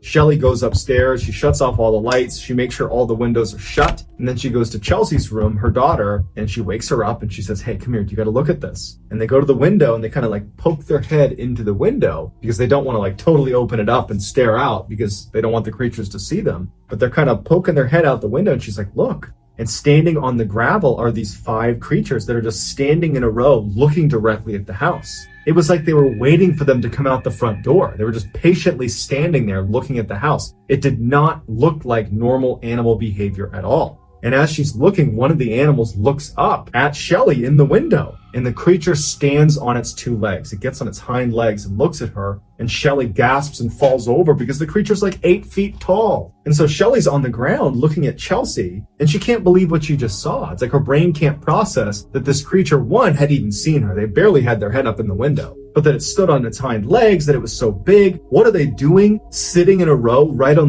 the outside of the house waiting for us? What's going on here? And so Shelley tells Chelsea, get in your bed, don't go to your windows, don't leave this room. And that's when Shelley also remembers that she hasn't heard her 2 dogs, and she's worried they might be outside. And so she starts quietly walking all along the top floor looking for her dogs. She's calling to her 2 dogs, and they don't come out. Goes into the master bedroom and finds her 2 dogs hiding in the corner of the room next to each other, like they're startled by whatever it is outside. Meanwhile, Eric was pacing downstairs thinking he needed to go to the barn and he needed to get his guns to protect the family. But he knew that between his own disability, he can barely walk very fast, and he'd have to unlock the barn, and then he'd have to pull down the gun case, unlock that. All the while, he's exposed to these animals that are out there. And so the next best thing in his mind is maybe he could run outside, get in his truck, and back the truck up to the front door, and then he could get his wife and his daughter to come out, jump in the car, and they could drive away. So he just goes to the window and he pulls the blinds aside to look outside, and those 5 creatures are now gone. They're not sitting on the gravel path right in front of the house. He doesn't know where they are, but they're not in front of the house. And so he closes the blinds and he's like, well, I don't know where they are. It's too dangerous to go out there. He starts pacing some more and he goes back to look and he sees them back in the field where they first saw them, all 5. You can see all 5. They're facing the house still, but he can see them because the moon has now popped through and he's got illumination on the field and he can see all 5. And he's like, okay, maybe if I just keep my eye on them, I can open the door, run out, get the car, back it up without them seeing me. And so without telling Shelley, he opens the door and he goes onto the front porch and he sees them out in the field. He's got a good line of sight on them. Quiet as he can, he walks down the steps and he makes his way over to his truck, which is about 10 meters away. And as he's getting closer and closer to his truck, he's got his eye on the creatures that are in the field. They haven't moved. They apparently haven't seen him. He gets to the driver's side of his truck and he's got his keys out and he's kind of fumbling to hit the unlock button. And then his motion sensor light kicks on. And he's so on edge being out there, when the light kicks on, he drops his keys because he's so startled. And the first thing he does, he looks towards the field and he sees that one of the 5 creatures is now standing on its hind legs, looking at him directly. Before he even bends down to get his keys, he sees them all running towards him. He reaches down, he grabs his keys, he runs back to the house as fast as he can, and he gets inside and slams it right as he can hear them crossing the gravel right in front of the house. And he hears them bound onto the porch and start running around the wraparound porch. He's too scared to even look in the window, so he ducks down to get out of view. Shelley, who was upstairs, can hear everything going on, and she yells, Eric, what's going on? And he goes, stay up there, stay up there. Shelley, Eric, Chelsea, everyone's just frozen waiting, knowing that these creatures are right on the other side, walking along his wraparound porch. And after a while, he hears the footsteps of these creatures leave the porch and go back onto the gravel area. And at some point, he pokes his head up and he looks, and all 5 are sitting there just facing the house, waiting for them to come out of the house. And so he scurries up the stairs to where Shelley and Chelsea are, and they just are so scared. So they decide they gotta call the police. If nothing else, the police will drive up, and their vehicle might scare away these creatures. But on the phone, Shelley lets on that what they're really scared about is something on their property. In fact, it's 5 creatures, things running around outside their property. And immediately the police officer who's responding to this, he's like, all right, well, are you sure it's not a moose? Are you sure it's not a bear? And finally, she's like, no, can you please just come over here? And he's like, listen, ma'am, just keep your door shut, keep your windows shut, and I'm sure it'll be fine. And ultimately, that's how the call ends. They're on their own. The family felt helpless, and Eric especially felt really frustrated because he can't protect his family. He doesn't have a weapon. He can't get to his vehicle. They're just trapped. And so they decide the only thing we can do is barricade ourselves inside of the house. And so for the next 30 minutes, they put heavy furniture in front of all the doors and the windows. They blocked everything as best as they could. They got kitchen knives and they got an axe that they had inside to chop some wood. As they go upstairs, they lock themselves in the master bedroom with their weapons and their dogs, and they get on the bed and they just decide all we can do is wait until the sun comes up. During the time they were barricading their house, they would look out from time to time and they would see the 5 creatures just sitting on that gravel area right in front of their house, just waiting for them. When they finally went upstairs and barricaded themselves in that room, they immediately heard the creatures move off of the gravel. And they heard a couple of them at least walk onto the porch and start pacing around the porch. And it's totally silent besides the sounds of these creatures. And they were clearly communicating with each other. They were bumping into walls and then they were howling at each other. There was clear communication happening where they were trying to coordinate some sort of attack on the family. Now, the way the house was set up is there was a second floor roof, and then the first floor was a little bit wider than the second floor and had its own kind of separate roof. And after a while, the creatures stopped walking on the porch. They left the porch and it's just silence. And then they would hear them jump onto that first roof. The scary thing about this is that if you walked around the roof, you could actually look into the second floor windows. And so they're laying there and periodically they'd be looking out their window. There was windows on either side of the room they were in, but there was a thin curtain between them and the window. And so from time to time, these creatures would walk past their windows and they would stop, they'd put their paws up onto the window and they would look inside, but there was a very thin sheet between them and the glass. So they couldn't see the creature and the creature couldn't see them. All night, they're listening to these creatures running around. And sometimes they'd hear really loud scratching, like they had figured something out and they were trying to burrow their way into the house. But after a whole night of this, they never actually broke the glass. They never got inside the house. As the sun started to come up in the morning, the creatures jumped off the roof and they could hear them running away. And for about an hour, they didn't hear anything outside. The sun's come up and they felt safe again. And so they left their room, they go downstairs and they finally open it up, and all over their property are signs of huge creatures that had been on their property. Massive footprints with huge claws at the end. They found tufts of hair that had gotten caught on fence posts. And even scarier is they found all these points on the house, in particular on the second floor when they were walking on that roof, where there was clear markings that they had tried to burrow into the house. There were these deep-seated scratch marks into the side of the house. The front door had been scratched apart. I mean, it was very clear that whatever these creatures were, they were trying to get into the house, but they had just been unsuccessful.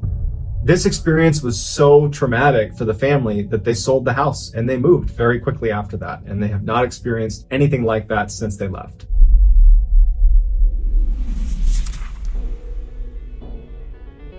Thank you for listening to the MrBallen podcast. If you got something out of this episode and you haven't done this already, on the next hot day, go over to the Amazon Music follow button's house and ask them to get you a nice cold drink. And while they're away, hide a raw salmon in their AC unit. This podcast airs every Monday and Thursday morning, but in the meantime, you can always watch one of the hundreds of stories we have posted on our main YouTube channel, which is just called MrBallen. We have a registered 501c3 charitable organization called the MrBallen Foundation that honors and supports victims of violent crime as well as their families. Monthly donors to the MrBallen Foundation Honor Them Society will receive free gifts and exclusive invites to special live events. Go to MrBallen.Foundation and click Get Involved to join the Honor Them Society today. If you want to get in touch with me, please follow me on any major social media platform and then send me a direct message. My username is just @MrBallen, and I really do read the majority of my DMs. Lastly, we have some really cool merchandise, so head on over to shopmrballen.com to have a look. So that's going to do it. I really appreciate your support. Until next time, see ya.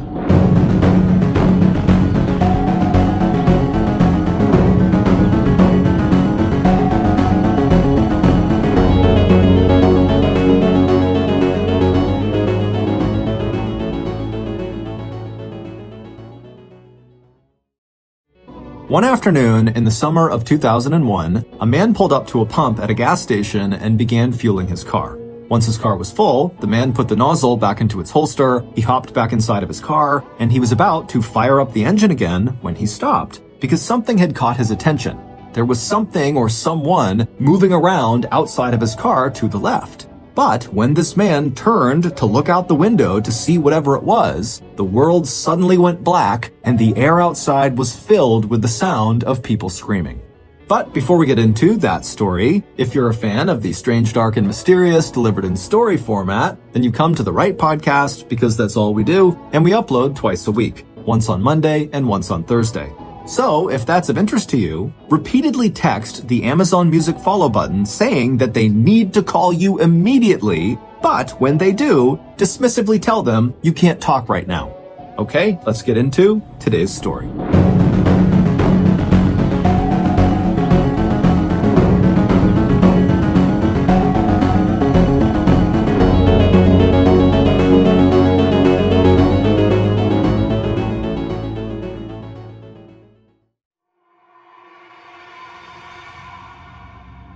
In Akron, Ohio, June is typically the gloomiest and wettest month of the year. But on one particular morning in June of 2001, when Akron resident Jeff Zack poked his head out of his bedroom window, he was thrilled to discover that the sun was out and the sky was clear. Jeff immediately rushed to his closet to change into his yard work clothes. He pulled on a t-shirt and then he zipped up a pair of beat-up old cargo shorts, and then he raced down the stairs, grabbed his pruning shears, and then dashed out the back door without even putting his shoes on. On the stoop behind his house, the 44-year-old gardening enthusiast / professional landscaper paused briefly to admire his work. Although Jeff's backyard was a pretty standard size and shape for an American house in the suburbs, it was filled with lush green grass that was always perfectly cut, and around the perimeter of the yard, Jeff had planted the colorful rose bushes that were just about to reach their peak bloom. After stepping down the few back steps, Jeff began marching across his beautiful grass toward his rose bushes to do some pruning.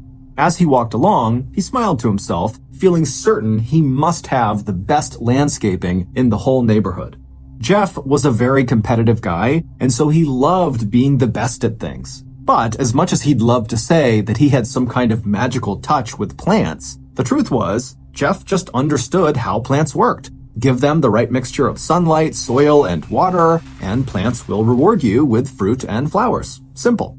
But as Jeff lifted his pruning shears to make the first cut, he heard his wife Bonnie calling to him from the kitchen about breakfast being ready, and he was instantly reminded that people were not like plants. People were complicated. You could give them everything they ever thought they wanted, and still they'd be miserable.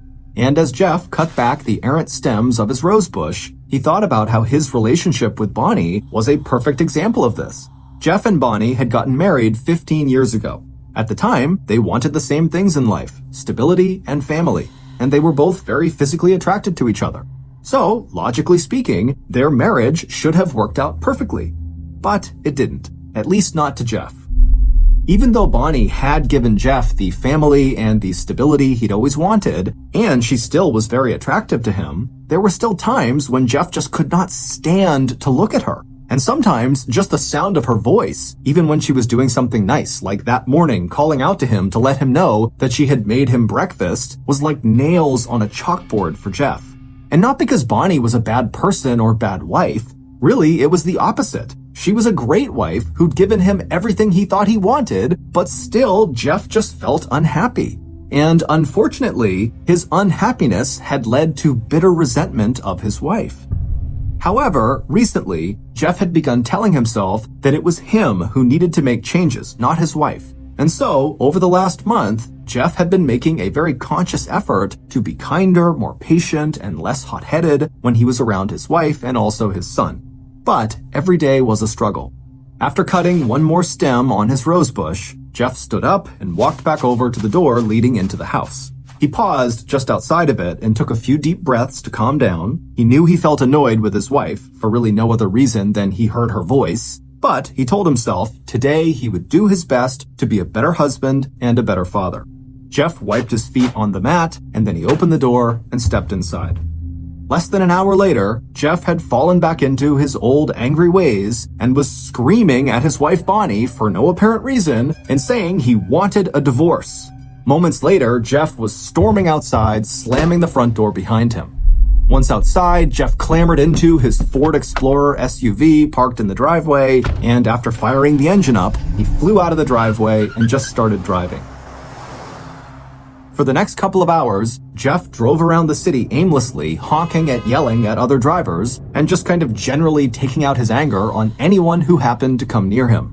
But at a certain point during this kind of crazed drive around town, Jeff realized he actually had a lot of errands he needed to run, so he decided he would start doing those. Jeff usually had a lot of errands to run because he worked in a lot of different businesses. In addition to professionally landscaping, Jeff also worked as a handyman, he did some flooring work, and he also owned and operated a slew of vending machines around town. As Jeff was getting ready to head to a hardware store for his first errand, he looked down and he realized he was very low on gas. So instead of going to the hardware store, Jeff decided he would go to BJ's. BJ's is a big American wholesale store, and it's where Jeff went every Saturday to buy items for his various vending machines. BJ's also had their own gas station right out front near the parking lot, so Jeff figured he could get the gas he needed for his car and then also knock out a vending machine refill run. When Jeff arrived out front of BJ's and looked at the parking lot and the gas station, he was immediately struck by how crowded the place seemed.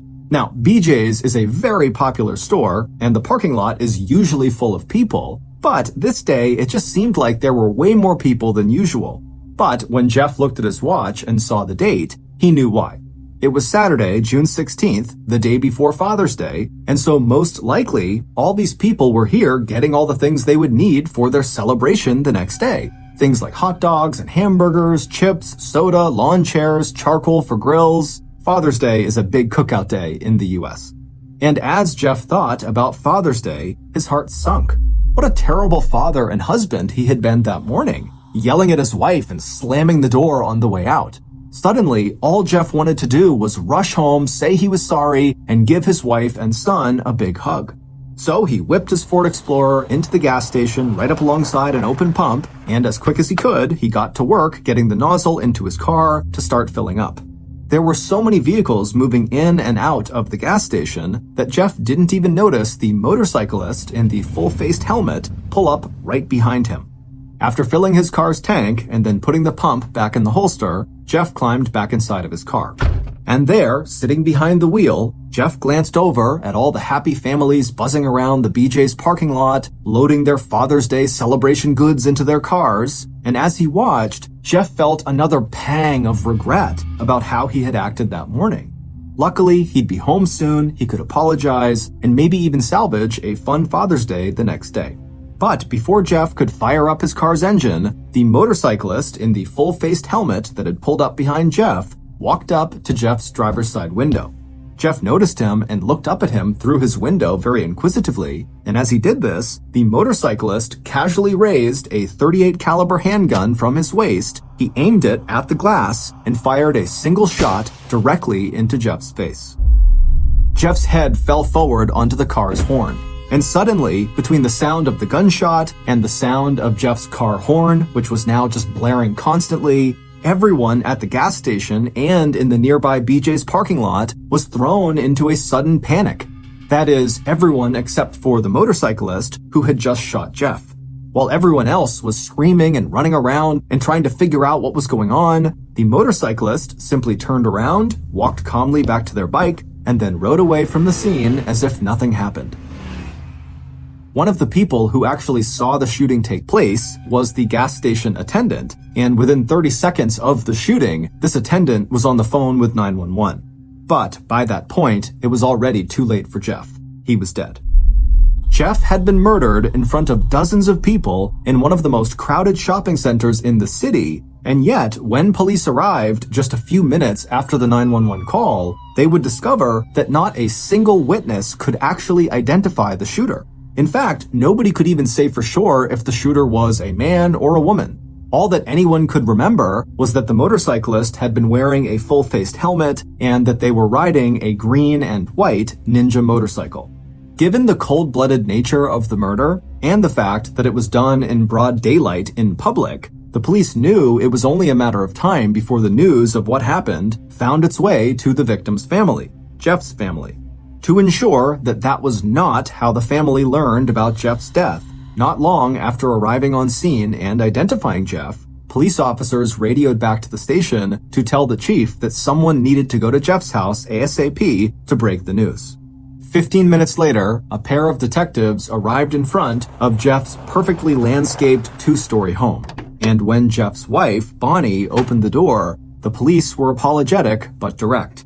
They told the 46-year-old woman what happened to her husband and asked if she knew of anyone who might want to hurt him. Bonnie leaned against the doorframe as if it was the only thing holding her up. It was clear that Bonnie was shocked by the news of her husband's death, but as Bonnie would tell the detectives, she was not exactly surprised by it. For one thing, Bonnie said, Jeff had a lot of enemies. In fact, Jeff seemed to make enemies wherever he went. He was an aggressive and deeply unhappy person who seemed to enjoy being confrontational. So as far as Bonnie was concerned, it was definitely possible that Jeff had been killed by someone he had upset. But Bonnie was quick to tell police that she did not think her husband had been killed by a total stranger. Before saying another word, Bonnie scanned the street out front and then invited the detectives to come inside her house where she could explain why she thought this was no random attack. The detectives followed Bonnie into her kitchen, and once they were all seated around the table, Bonnie told them that she believed her husband knew he was going to be killed.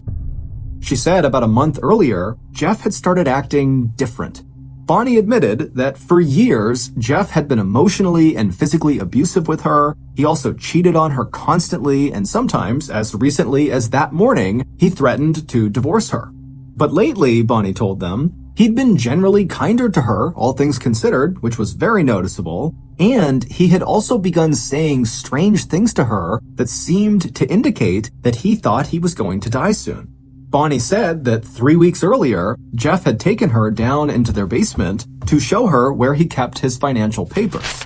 Bonnie asked him why he was showing this to her now, all of a sudden, after 15 years of marriage, and Jeff just said it was because he wanted her to know where to find things in case he wasn't around to provide for them. Bonnie thought this was totally ridiculous because her husband seemed totally healthy, and so she didn't think much of it. However, Bonnie told the detectives that just a few days ago, someone had called their house and left a voicemail for Jeff. It was a man who just kept demanding to speak with Jeff, and his tone very obviously suggested he was not happy with Jeff. Bonnie had saved the voicemail and wound up playing it right there in the kitchen for the detectives. And after the short message was over, they agreed that whoever was calling sounded very threatening. Bonnie told detectives that when Jeff came home on the night that this voicemail came through, she immediately played it for Jeff and then asked him who was that. Bonnie would tell detectives that as Jeff listened to this recording, he looked visibly frightened by whoever was on the phone. But he would say to Bonnie that he didn't know who it was or what they wanted, and that Bonnie should just forget about it and move on. But Bonnie could tell her husband was lying. It seemed obvious to her that Jeff knew who this guy was, he knew what he wanted, and he just didn't want to tell her. This information was obviously very interesting to the detectives, but the most interesting thing they would hear while visiting Jeff's house was not this recording or anything Bonnie said.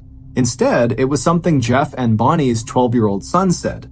While Bonnie and the detectives sat at the kitchen table talking, Bonnie and Jeff's son came into the house, and after he was told what happened to his father, he was absolutely devastated, but after composing himself, he told police that he might know who killed his father.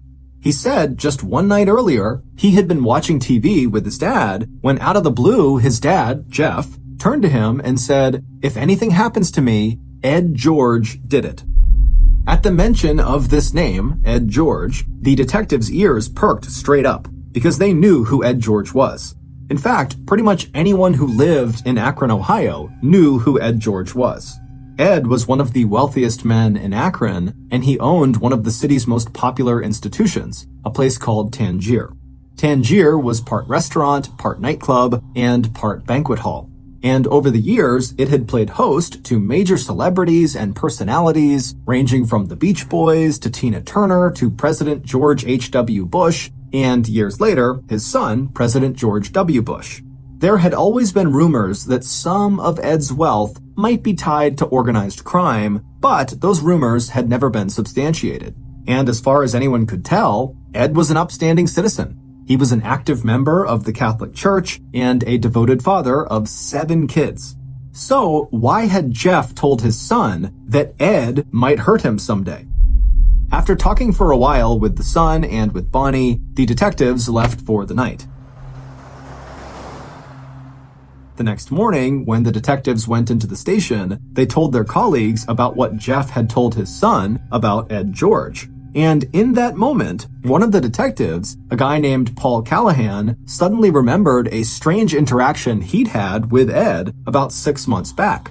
Paul had known Ed for years. Paul was in an Irish folk band that used to play at Ed's restaurant, Tangier, every St. Patrick's Day, so it wasn't weird for Paul to get a social call from Ed every once in a while.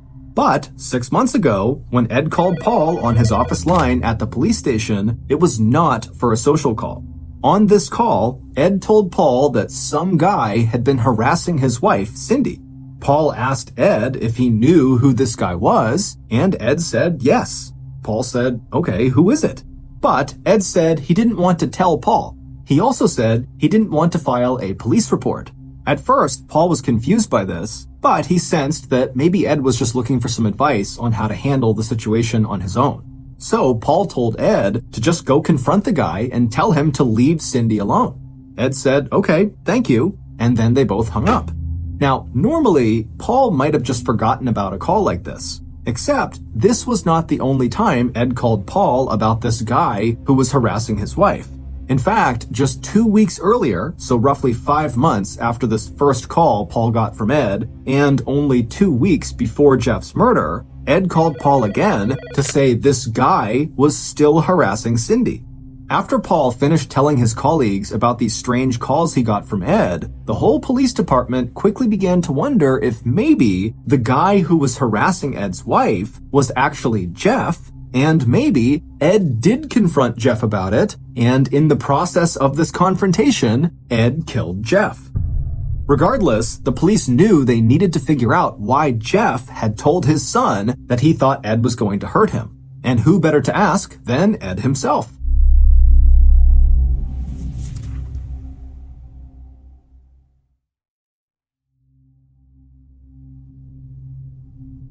So the next day, a team of 4 detectives drove out to Ed George's house, located 20 miles outside of Akron.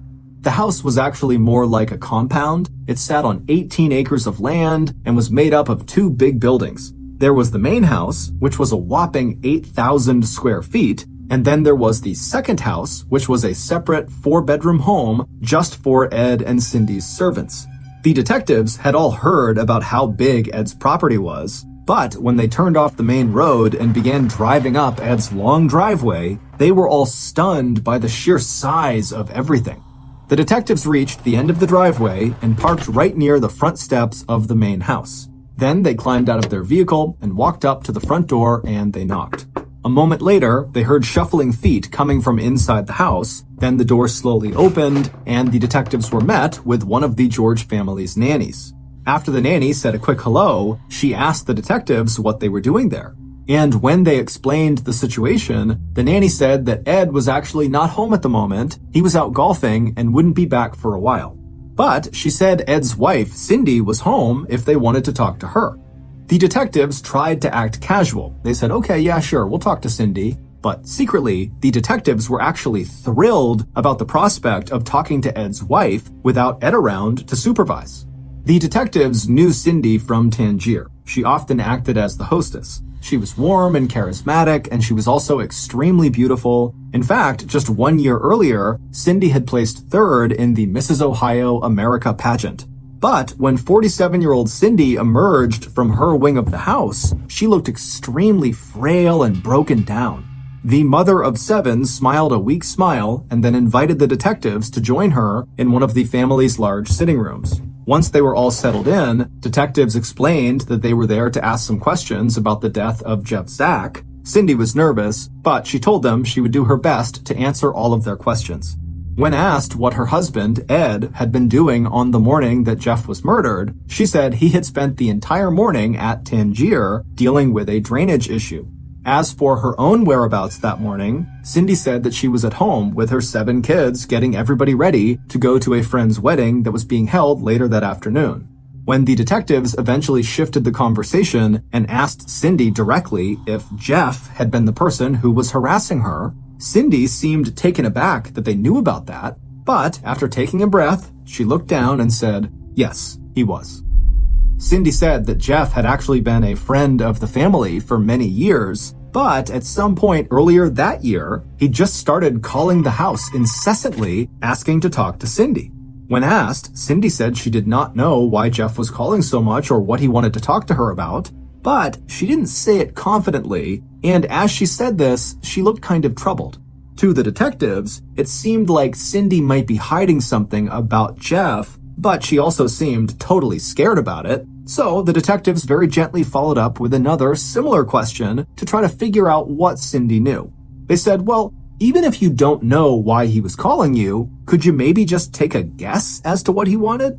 Cindy looked down at her hands as if the answer to this question was written somewhere on them, and then, after a long pause, she looked back up at the detectives and shook her head before telling them again she just didn't know. The detectives felt confident that Cindy did know more about Jeff than she was letting on, but they got the feeling that she was not going to open up much more that day.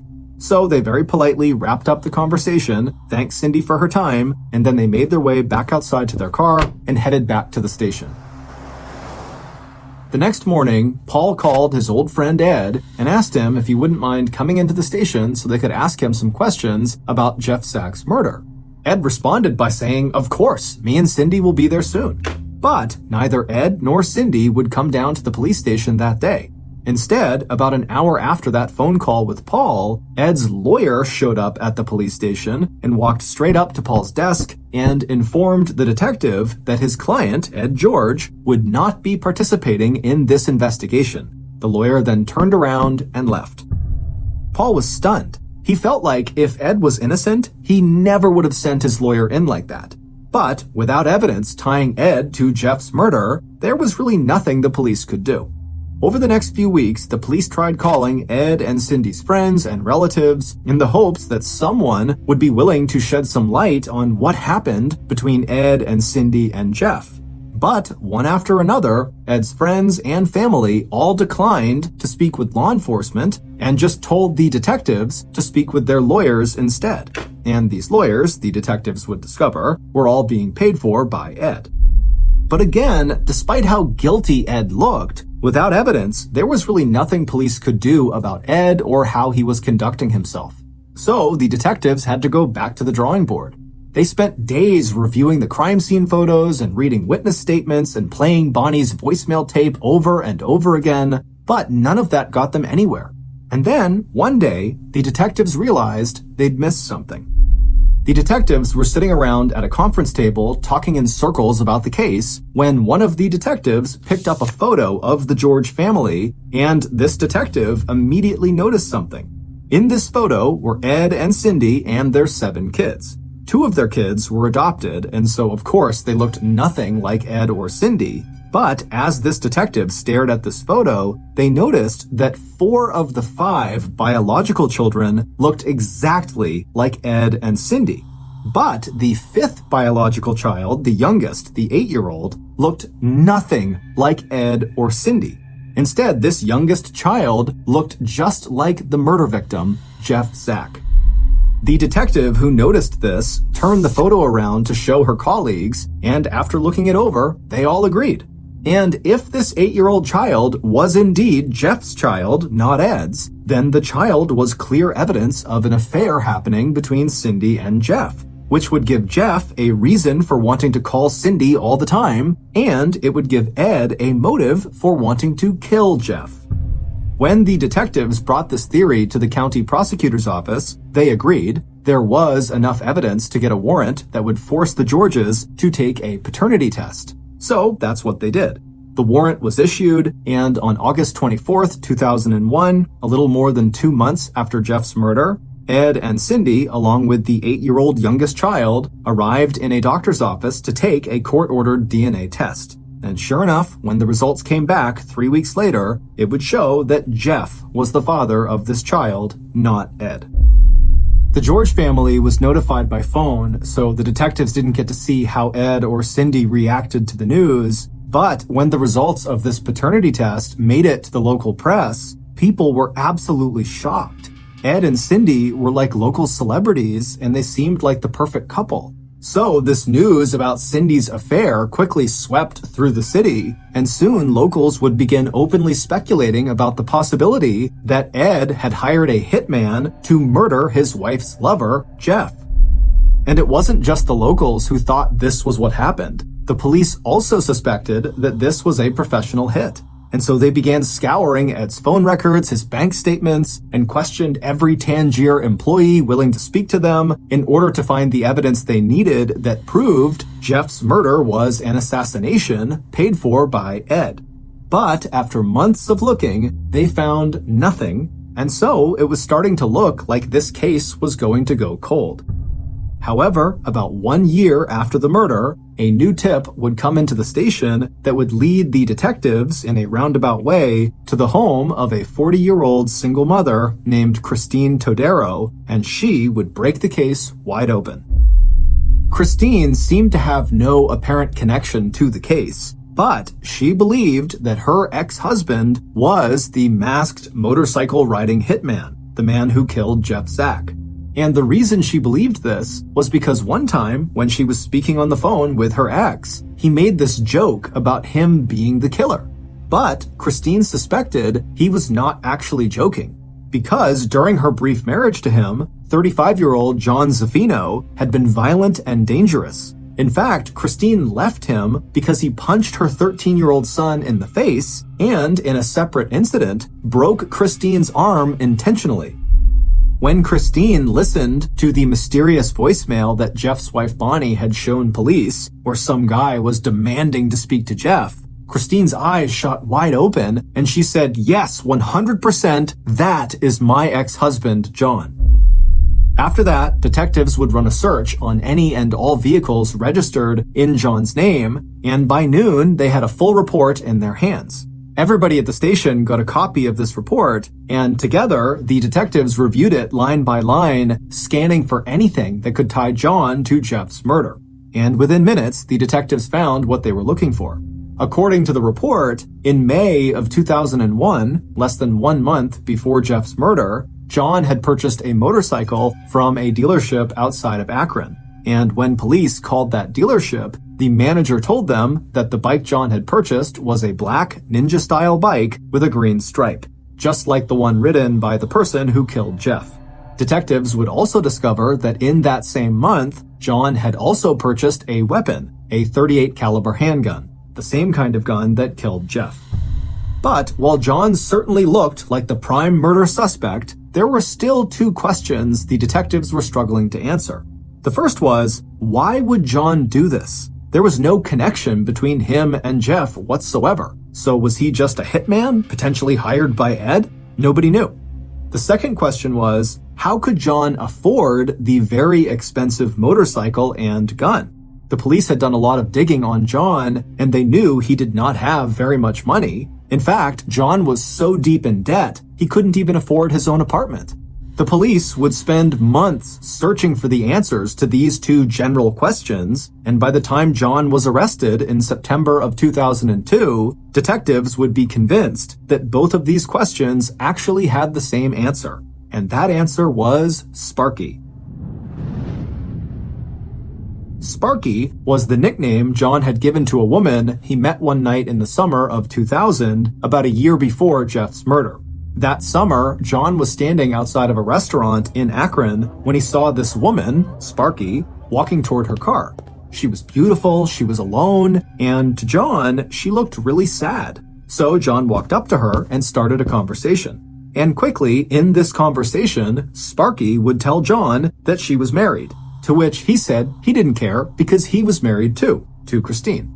John reached into his pocket and pulled out an old gum wrapper and then wrote his phone number on it, and then he handed the paper to Sparky and asked her to please call him that night after she got home so he would know she arrived safely. Sparky would indeed call John later that night when she got home, and they would chat for a while, nothing more. But not long after this first interaction, Sparky began sneaking off from her husband to go meet up with John. Now, at the time, John did not have a steady source of income or an apartment of his own. So, not long after they met, Sparky moved John into an apartment that she paid for where they could spend the nights alone together. She also paid all of John's other bills and bought him a cell phone so she could reach him whenever she wanted. It was an extremely passionate love affair, but they both talked openly about the future and how maybe there was some way for them to be together long term. However, Sparky made it very clear that no matter what, she would never, ever leave her husband. Before she married her husband, she had nothing. She was a poor coal miner's daughter living in a 200-square-foot house with 3 other people. But now, through her husband, she had a home and she had some nice things, and so she was not prepared to give any of that up.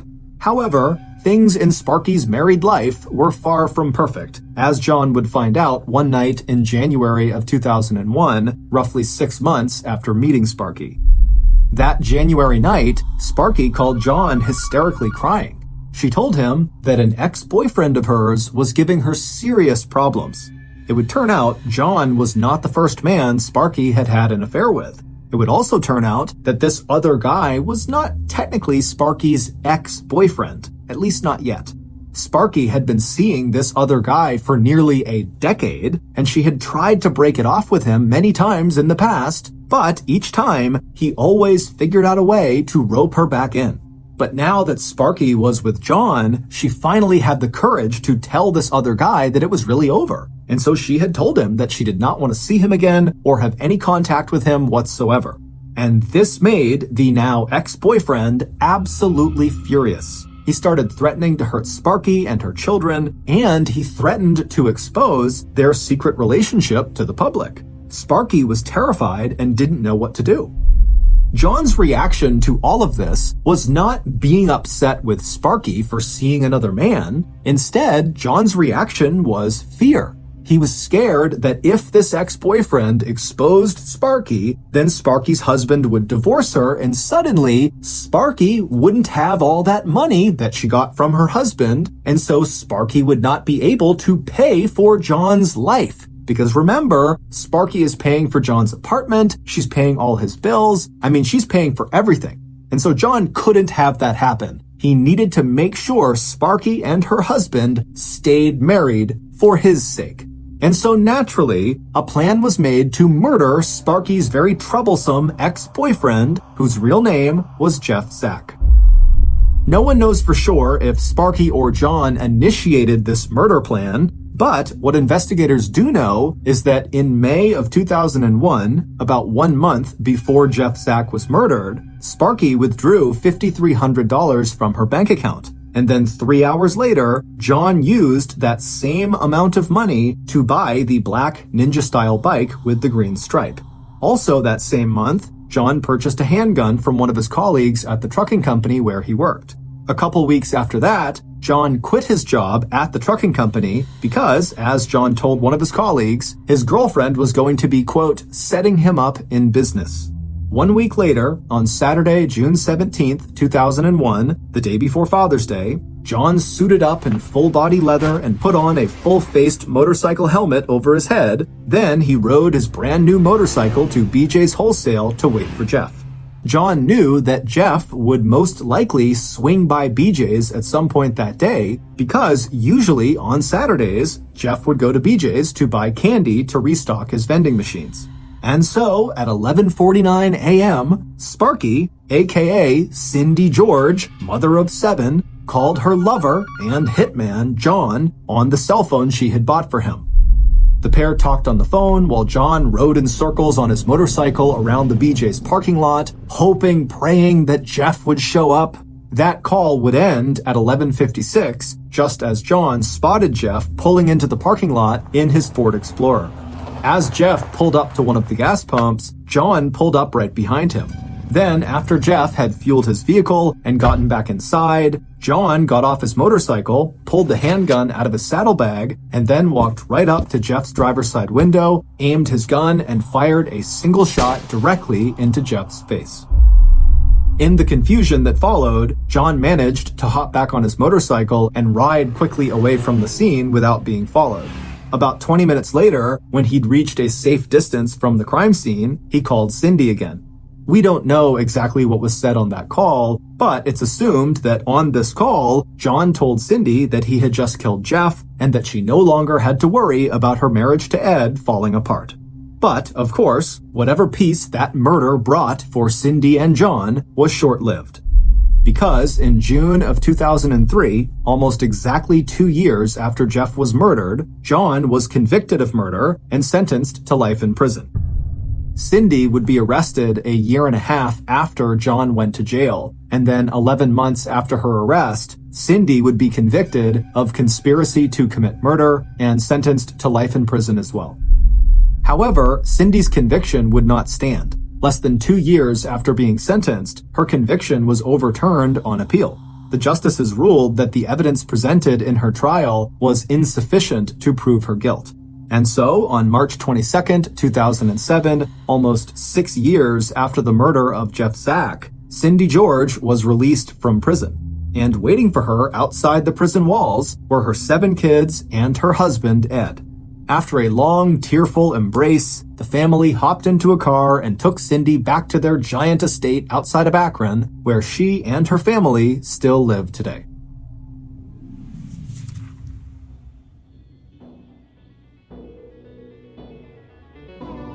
Thank you for listening to the MrBallen podcast. If you got something out of this episode and you haven't done this already, repeatedly text the Amazon Music follow button saying that they need to call you immediately, but when they do, dismissively tell them you can't talk right now.